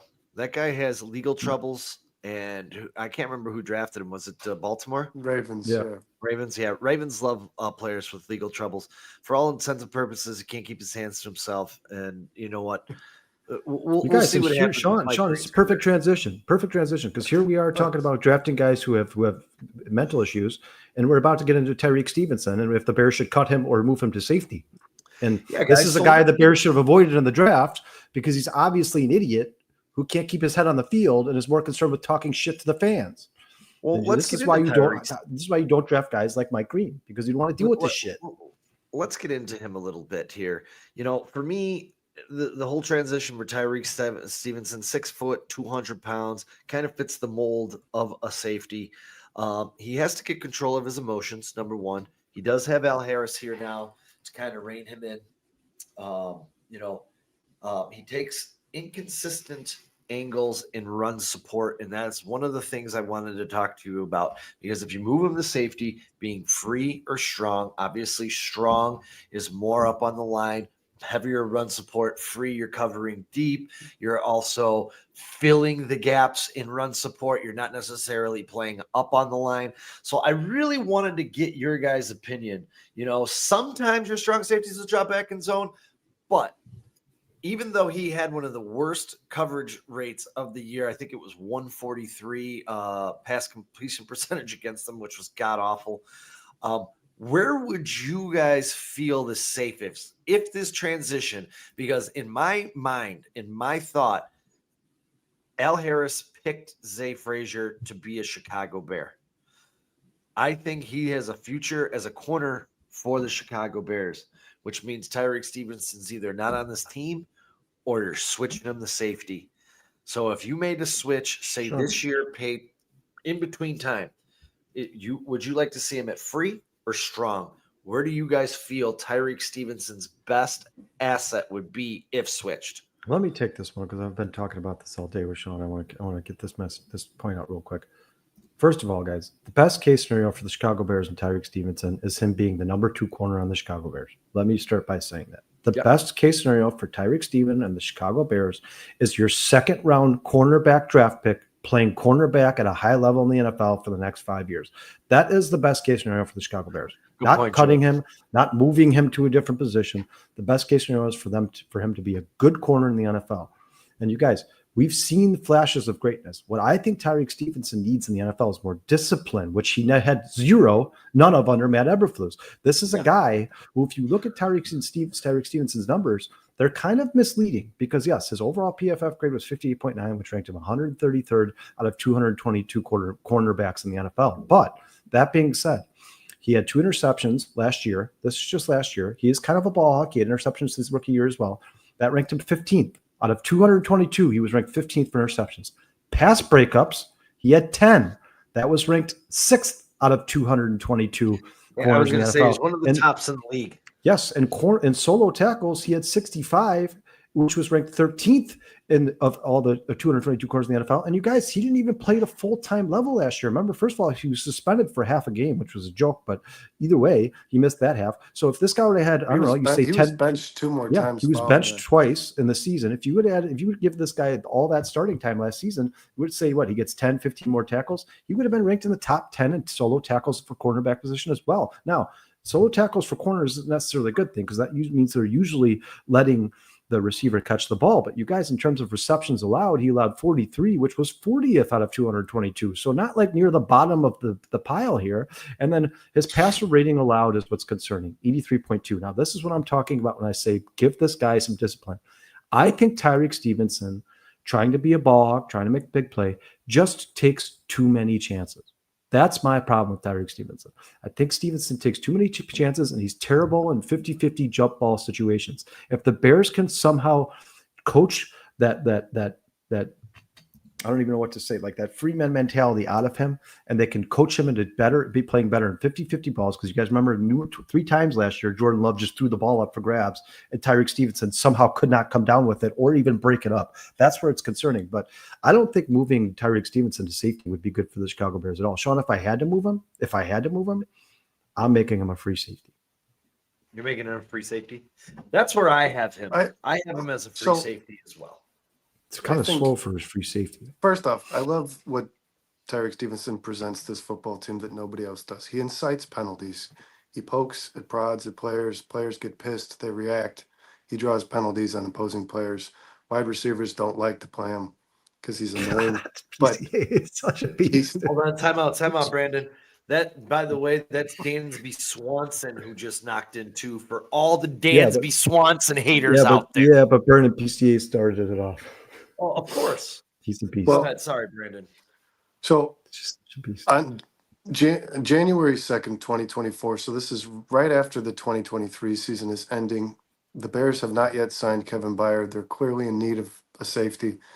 Dave Wanstedt, who was on the Score, suggested, now I'm going to read this to you guys. Dave Wanstedt has moved players to safety in his coaching career. He is known for the ability to identify and develop defensive talent, including those who have been overlooked and undervalued, by moving them to other roles. Dave Wanstedt said on the Score January 2nd, following the 2023 season, he is a safety. When I look at him, when I watch him play, his physicality, his size, his aggressiveness, everything about him to me says safety, and I would Except for move his him speed. there.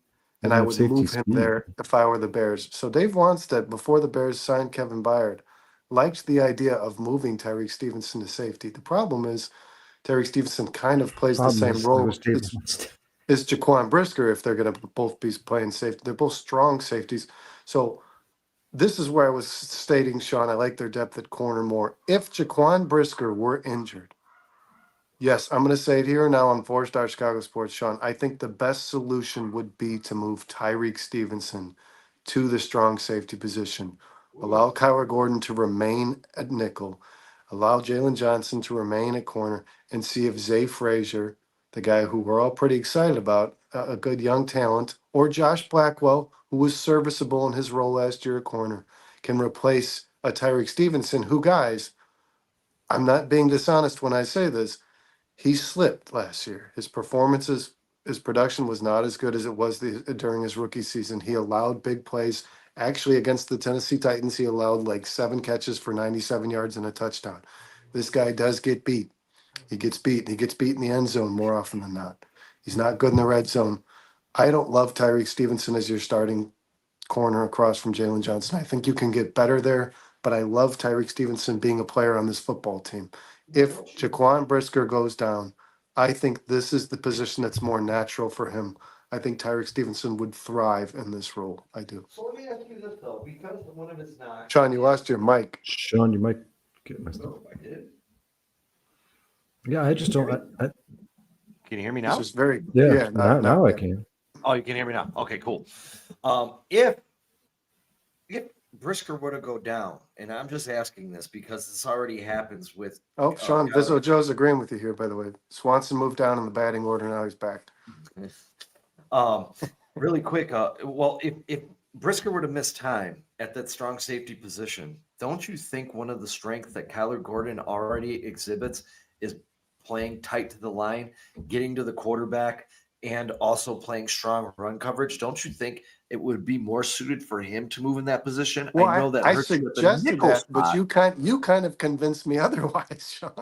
I suggested it a week ago or 2 weeks ago, and you were like, "Yeah, but you can't take one of the best nickels in the NFL and move." And I was like, "Yeah, No, that was he makes a point But- there."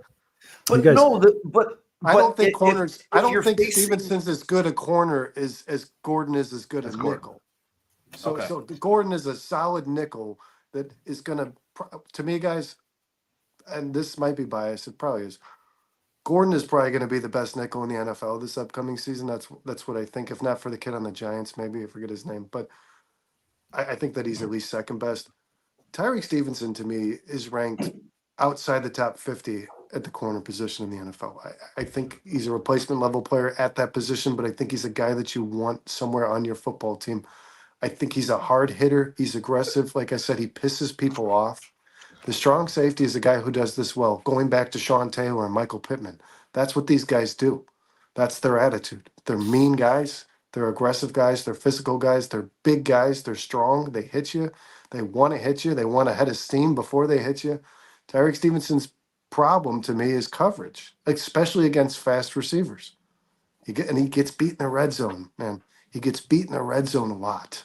Phil, I mentioned Major Burns earlier. I think he could surprise people as well, but that remains to be seen. I just don't like you guys. It's not like I think Bears fans are so we're going to be stuck to that Brian Urlacher story for the rest of our lives. That guy was a safety and they moved him to linebacker. It's never ideal for NFL teams to be moving people's positions after they drafted them. It's just, unless they're drafting them knowing they're But moving their that is the position most common immediately. transition from corner to safety once a player gets in their latter I stages just, of their career.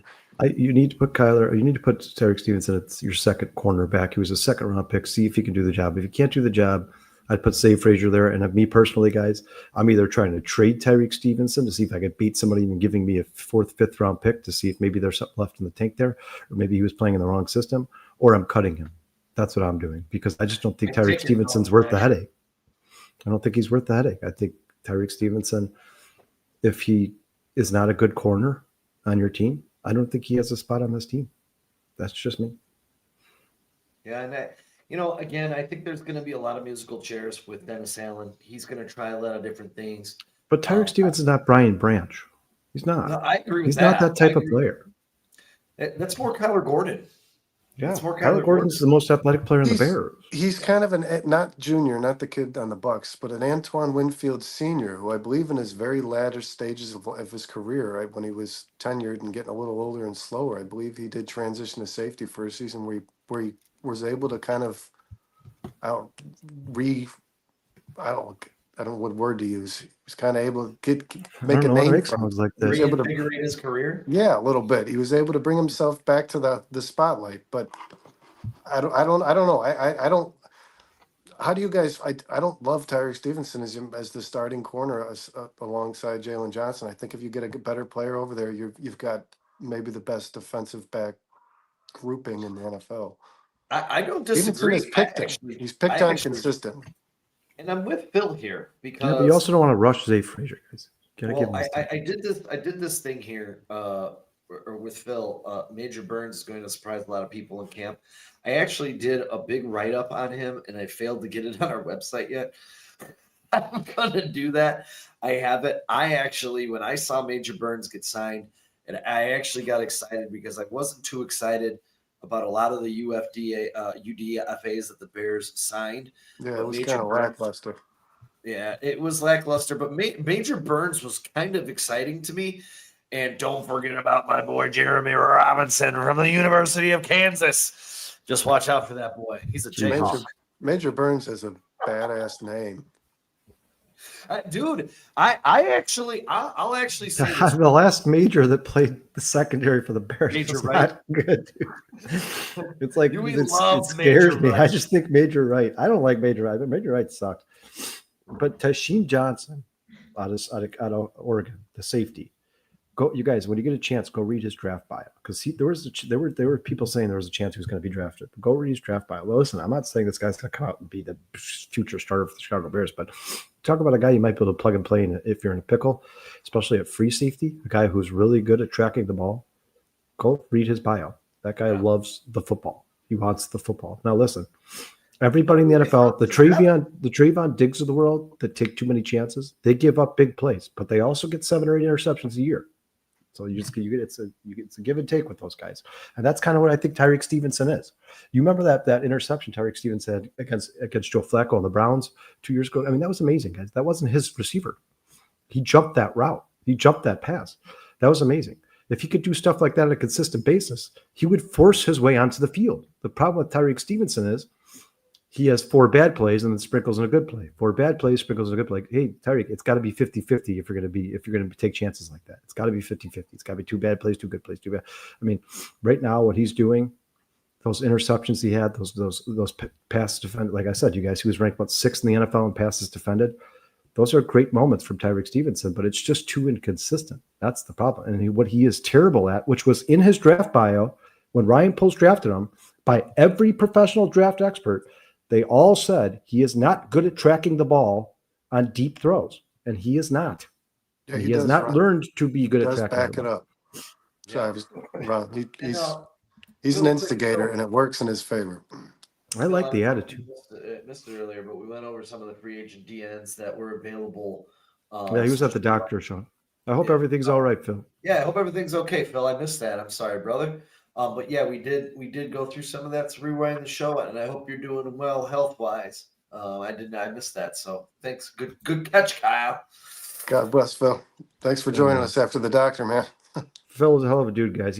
She showed up to the draft party we had on April 24th. He was one of the guys who came out to meet us, put a face to the name, and he was just absolutely nothing but a good dude. And he obviously I would sign Phil as a running back for this football team.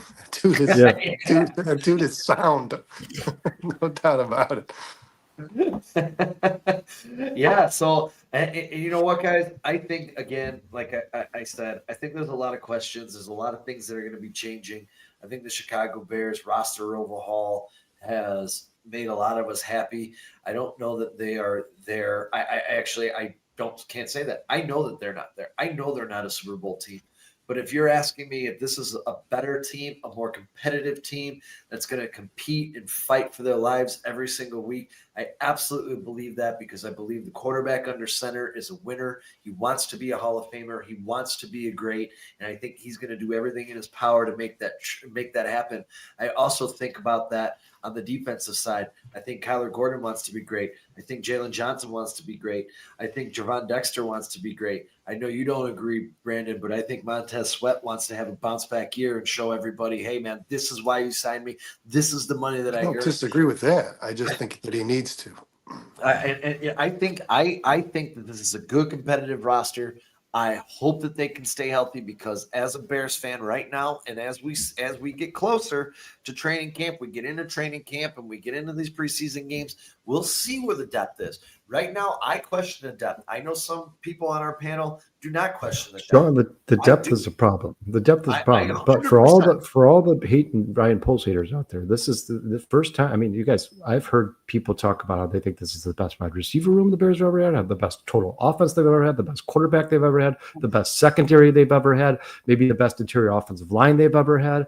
I mean, listen, are there question marks here? Yes. Has this been a longer process than it should have been? Probably, because if Ryan Poles hit on every draft pick, this team would probably have a lot more depth. But no GM hits on every draft pick, and you hired a GM that was 35 years old and was new to the position. You knew there was going to be bumps in the road. You knew there was going to be mistakes made. All you can ask for is that he learns from them. I don't know how this draft's going to turn out. We obviously heard that a guy like Ruben Hippolyte, who we were not happy about, was a Dennis Allen pick. Ryan Poles did that for him. I think it was still done too early, whether you're trying to give your coaches more say in the draft or not. I still think it was done too early. But at the end of the day, guys, this roster is littered with talent.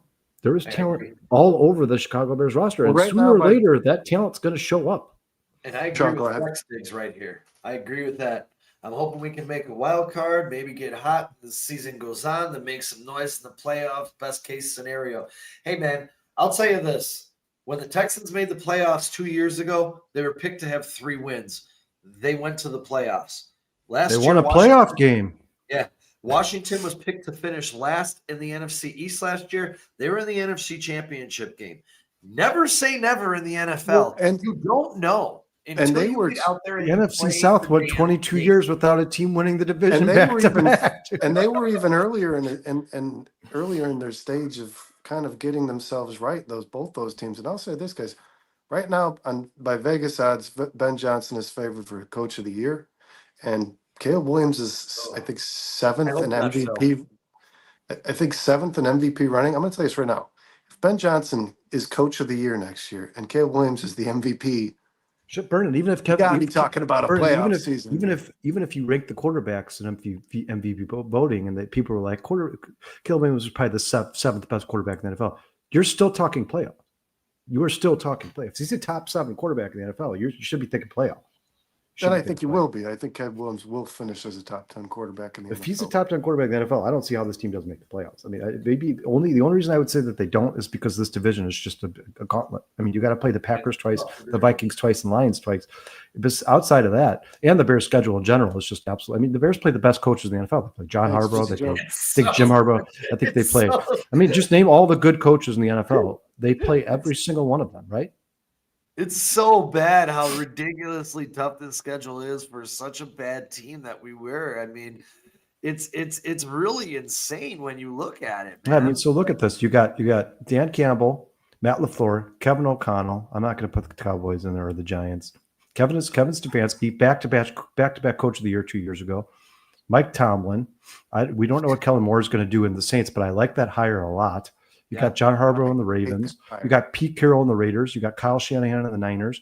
You got the Washington Commanders come back with Gene Daniels and Dan Quinn. You got the Philadelphia Eagles who just won the Super Bowl, and you're playing Joe Burrow, Jamar Chase, and T. Higgins, who all just got paid. This is going to be an absolute. You're playing three of the top. You're playing 3 of the top 4 divisions in football. I personally believe the AFC West is the best division of football. You're playing the Raiders out of the West with Pete Carroll. I think Thank the God. AFC West because you've got you got to play the Broncos and Chiefs too. Oh, yeah, you've got Jim Harbaugh's Chargers, you've got Sean Payton's Broncos, you've got and Andy Reid's Chiefs, and then you've got Pete Carroll's Raiders. That's the best division I think in the NFL, strictly by coaching measures alone. Ooh, But NFC North is up might there. have something to say about But that. I think the NFC East is getting pretty. So you've got the Commanders who went the NFC Championship game. You got the Eagles who beat them. You got the Cowboys who I think actually take a step back this year, guys. I really hate the coaching hire and Schottenheimer, but I also think that Giants team definitely improved. Definitely improved. Oh, the Giants, I agree. I think the Giants had one of the best drafts. Yeah, their defensive line is frightening. I don't know about Cam Scatterbo. I like the Jackson quarterback Dart got better. I like Jackson Dart a lot. Even if Russell Wilson starts, it's better than it was to me. Love Jackson Dart. If Jameson Winston starts, it's better than it dude. Daniel Jones sucks. Malik Neighbors, Daniel Jones isn't on a Does Daniel Jones team, have a job? Oh yeah, he's free agent, right? Isn't he? Oh no, he's not on Minnesota anymore. No, I think he's a free agent. I hope that he's nowhere. Hey, Dave, I like DeVito more than Daniel Jones is a free agent in the NFL for us, really quick, bud. I like Bruce is on it as we speak. I like Tommy DeVito more than Daniel Jones. Today is what, the 5th? The schedule comes out in 11 days, guys. Cinco de Mayo. We're going to know exactly where the Bears are going, exactly what's happening, our schedule. It's going to be tough, hopefully. And personally, guys, and let me ask you this before we put a bow on this thing tonight. Oh, you guys, Daniel Jones on the Colts.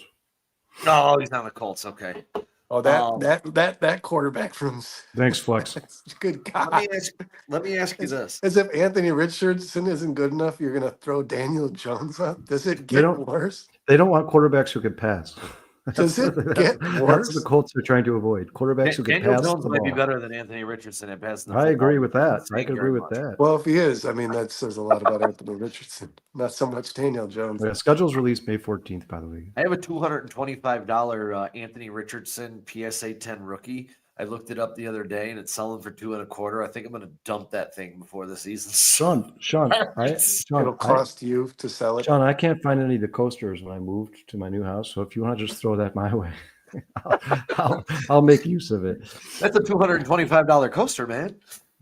Let's go. I made a $2.25 coaster. I made a $2 bet a couple weeks ago that Caleb Williams is MVP and Jahmyr Gibbs is Offensive Player of the Year. And I think the payout is like $20,000 or something. So it's outrageous, bro. It's like, fuck it. Let me ask you guys this. The way the schedule came out last year, how they packed the NFC North all the way through the bottom of the schedule. Would you guys like to see that again, the NFL to make that a thing? Because they did that for every division throughout the league. And I thought, Sean, they did. It's not like intriguing. Yeah, it wasn't a thing to change the season. It was in terms of they're trying to save money on traveling and lower emissions. Oh, is that what it was? Yes, they're trying to keep I the just thought they schedules. actually came up with something. No, when really you're in California, they want you to stay in California. When you're in the Midwest, they want you to stay in the Midwest. If you go out east, they like the EPA and new sponsors. How that worked out for them last year, because the Niners went from New York to San Francisco, from San Francisco. Yeah, it doesn't. Obviously, there's no way to get every single team to play in the state that they're in. No, but let me. I'm just asking the question. It's impossible, but regardless they tried. of the way they did it. Did you guys love it? Because I absolutely loved it, because every game in the second half of that schedule meant so much to the teams. Yeah, Phil. By the way, I saw you on those 600-pound squats. By the way, good Lord, man. Take it easy. Yeah, you'll be all right, brother. No more of that. I know a couple of people recently have gotten hip replacements, and they were on their feet pretty quick. Actually, I think they have you start walking around 6 hours after surgery, so you'll be all right, man. But prayers to you, man. Just don't be squatting. Appreciate you joining us. Nice, Joe. He lives in California. He'll be at the Vegas Niners game. So are you a Bear? Oh yeah, you are a Bears fan. You got the Walter Payton on your logo there. All right, love it. Sean, Very- I would like to see the NFC North games sprinkled in this year, just via the other teams they're playing. I mean, it was nice to finish with the NFC North last year because you had that cake schedule leading up to it. Nothing's easy here. To be honest with you, the Vikings and Packers might be the most achievable wins on your schedule next season. This is getting kind of hairy. now. I'm not sold on the Raiders just yet. I'm not sold on the I was Raiders either. exaggerating, but Or the Actually, I was Giants. going Or to the say I don't want to Giants. play Raiders Ash are- and the Jet. Raiders yet. at Or home. the Giants. No, the Raiders are on the road. The Raiders Giants are- and Browns are at home though, so those are you need to win those I'm games. hoping that's our home openers. You need to boys. win those Giants and Browns. You need to win those games, and the Saints. You need to win all three of those games. You absolutely have to win all three. Of those. So Kyle, we're staring down. Well, I'm staring down. This is going to be my 27th or 28th straight Bears home opener. I've been to every new head coach since Wanstead, I believe. Maybe even before that. I can't. Well, Sean, bring that schedule back up. Bring that schedule back up. The Bears home opener, and my guess is going to be. So let's see. They're probably going to. Most people are saying they're going to start the season in Philadelphia A lot of on- them are saying on that Thursday. 11th. So, Sean, let's look at the teams that would be close to Philadelphia if they're trying to do this. Keep the Oh, teams God. in certain areas. You don't have to. Pretty they're much not- everybody on Yeah. the schedule. Oh, Pittsburgh, geez. the Saints. Baltimore, Pittsburgh. Yeah. So I mean, but it'd be a home game, so it'd have to be. Yeah. So my guess would be probably be like a Pittsburgh. That would be my guess. Ooh, Pittsburgh. Who's the Pittsburgh quarterback this year? Nobody Nobody. knows, Sean. I was Nobody gonna knows. say. I was gonna say. I like that as a home opener. Yeah, they don't have Who's one. that quarterback again? I'm playing quarterback. Hey, I'm happy. Could be the I'm Giants. happy. I'm actually happy, playing you know what? quarterback for the Steelers this year, guys. You're gonna have to step up, and you're gonna have to win tough games against I'm tough just teams. gonna You're throw it gonna up be to those two considered a team 6'5" to guys. So That's you know what? This is a good stepping stone for the Chicago Bears. It's a good stepping stone for Caleb Williams. It's a good stepping stone for this staff. So ain't nothing but to do it. So let's get out there. Let's win some no football stepping games. stones, Sean. Building blocks. That's what it is, man. These are all building block games. And hey, man, if the Bears had 5 wins last year, Dante, Yeah. what up, brother? they have 7-8 wins this year. I'm pretty happy with that. That's a stark improvement. And as Dante says, what if Ben Johnson is as advertised? Teams need to fear us. I agree. Well, and Will me and says, Dustin "Love it. talked about Let's this on go." the bare minimum. But while I got you guys here, because I loved this discussion we had. To be honest, we compare so much when Colston Loveland was drafted to what Ben Johnson did in Detroit, and then we say like he didn't get his Jahmyr Gibbs. He's got a quarterback that plays less under center than Jared Goff should, right? I mean, like you want to get some shotgun for Can I ask why you call him Goff? You want to get some designed runs. You want to get some shotgun. You want to move the pocket for Caleb Williams. And you don't want a bunch of 12-man personnel with Luther Burden, DJ Moore, or Romadunze having to be left off the field. Let's hope that Ben Johnson creates something, guys, that he's not even related to when it comes to his Detroit tenure, right? Well, I want to see a Caleb whole new Williams- animal here. Caleb Williams is going to run the ball as well. That's Williams what will I be said. involved in the Design run runs. game. I want to Yeah. see options. I want to see him. He has so much, guys. I like Jahmyr Gibbs. I like Amon-Ra. I like Laporta. He has 2 tight ends on this team. He has 3 wide receivers on this team that he didn't have that there. I want to see Ben Johnson design something based around this offense and around a Running quarterback disrespecting that Tim can do. Patrick. And yeah, that's right. And based around a quarterback that could do a whole lot more than Jared Goff. Jared Goff is a system player. He's really good at it, but that's what he is. I lost Sean's attention. Sorry, Brandon. They just put up on the screen how great the Giants bullpen is. First in giving up at least home runs given up, and as they put the graphic down, Cubs go yard. 5-2. Did you guys see that fan, that Brewers fan that caught the ball and threw it back out there? Yeah, that was on PCA's home run, not on the Grand Slam. Yeah, I'm gonna be as nice as I can right now, but I mean, if that's your standard Milwaukeean, I'm staying far the hell out of that state, dude. What was that? I What will was tell you that? this though. They That just dude- flashed on the screen. that The Cubs dude are had- going for history. Flex Diggs, thank you so much for coming. Thanks for liking and subscribing, man. We appreciate it, dude. Have a good night, man. Thank you, Hopefully we'll Flex. see you. We'll be here So Wednesday, much. man, on the Barely There podcast. If you're bored, come check us out. We'll be on at 6 p.m. Anything else you guys want to talk about before we get Hey, out if of here? somebody's open to joining me on the bare minimum, I'm not sure if my counterpart's going to be there. So Well, I'll be at work, got but Sean could probably I run got with you, or Jason. We'll Anything come else, hang out guys? at the bare minimum. Can we start at like 10:30? Is that yeah, we can go. If Dustin can't go, I can absolutely go. I'm home by 5:30, dude. Jesus, Joe. I could go. Jeez. I can go, Sean. I could probably go like 7. Joe's really I'm like digging in falling on that fan. I'll be asleep by 11:30. Someone bring me that What cocaine. did No, I'm somebody just say kidding. something about it? Yeah, Joe Somebody said say that, something about Joe said that fan looked inbred. it? Dude, I'm telling you, Jesus. what was the deal with that? First off, He was where'd so that mad. guy forgot to He was bring so his neck angry. to the game. Yeah, dude, it was like Sean, I have don't you know heard that anything he about should the have fan caught that fell violence. out of the stands? Is that guy? Is he all right? He's awake but in critical condition. He's a Jesus. 20-year-old. Get this out. He's a 20-year-old, like 3-sport athlete in high school. He is apparently High school. He was in Did high he school. just- He's Did 20 he years just old now. fall? They're What saying happened they're to him? saying that he was drinking, but no signs of intoxication. Yeah, they're saying he wasn't drunk, but he was but drinking. if you But he watch just that, fell. if you watch that in slow mo, it looks like he grabs the railing and kind of pushes himself up and then falls over. I think it's less of an accident than what people are saying, especially when you get that up close view and you watch his hands. It's not like that railing's 2 feet tall. I mean, if you stand up, it's mid chest. Like he had to jump over the railing. Or maybe he was like I just don't know. maybe, The or maybe problem he was with just those like falls, doing a man- push up and like just pumped up and like kind of doing a push up thing, like hell yeah, and then he slipped, could have. man. The Here, problem and- with and those it's a falls too good is point here. you always kind of land because of the way you go over. You always land Yeah, on your head. Phil said he landed on his head. Yeah, his head was Did land on his gushing head. blood. One of the Gushing reports blood. I saw was he All had a right, fractured let's skull. PG this. Yeah, So, I think he might have had a neck injury too. I mean, it looked bad. There was blood I coming looked at those from picture, different dude. places. He had blood coming out of his eyes. He had blood coming Yeah, out Yeah, of his that's what I'm nose. I was saying, like, dude. He was blood Well, everywhere.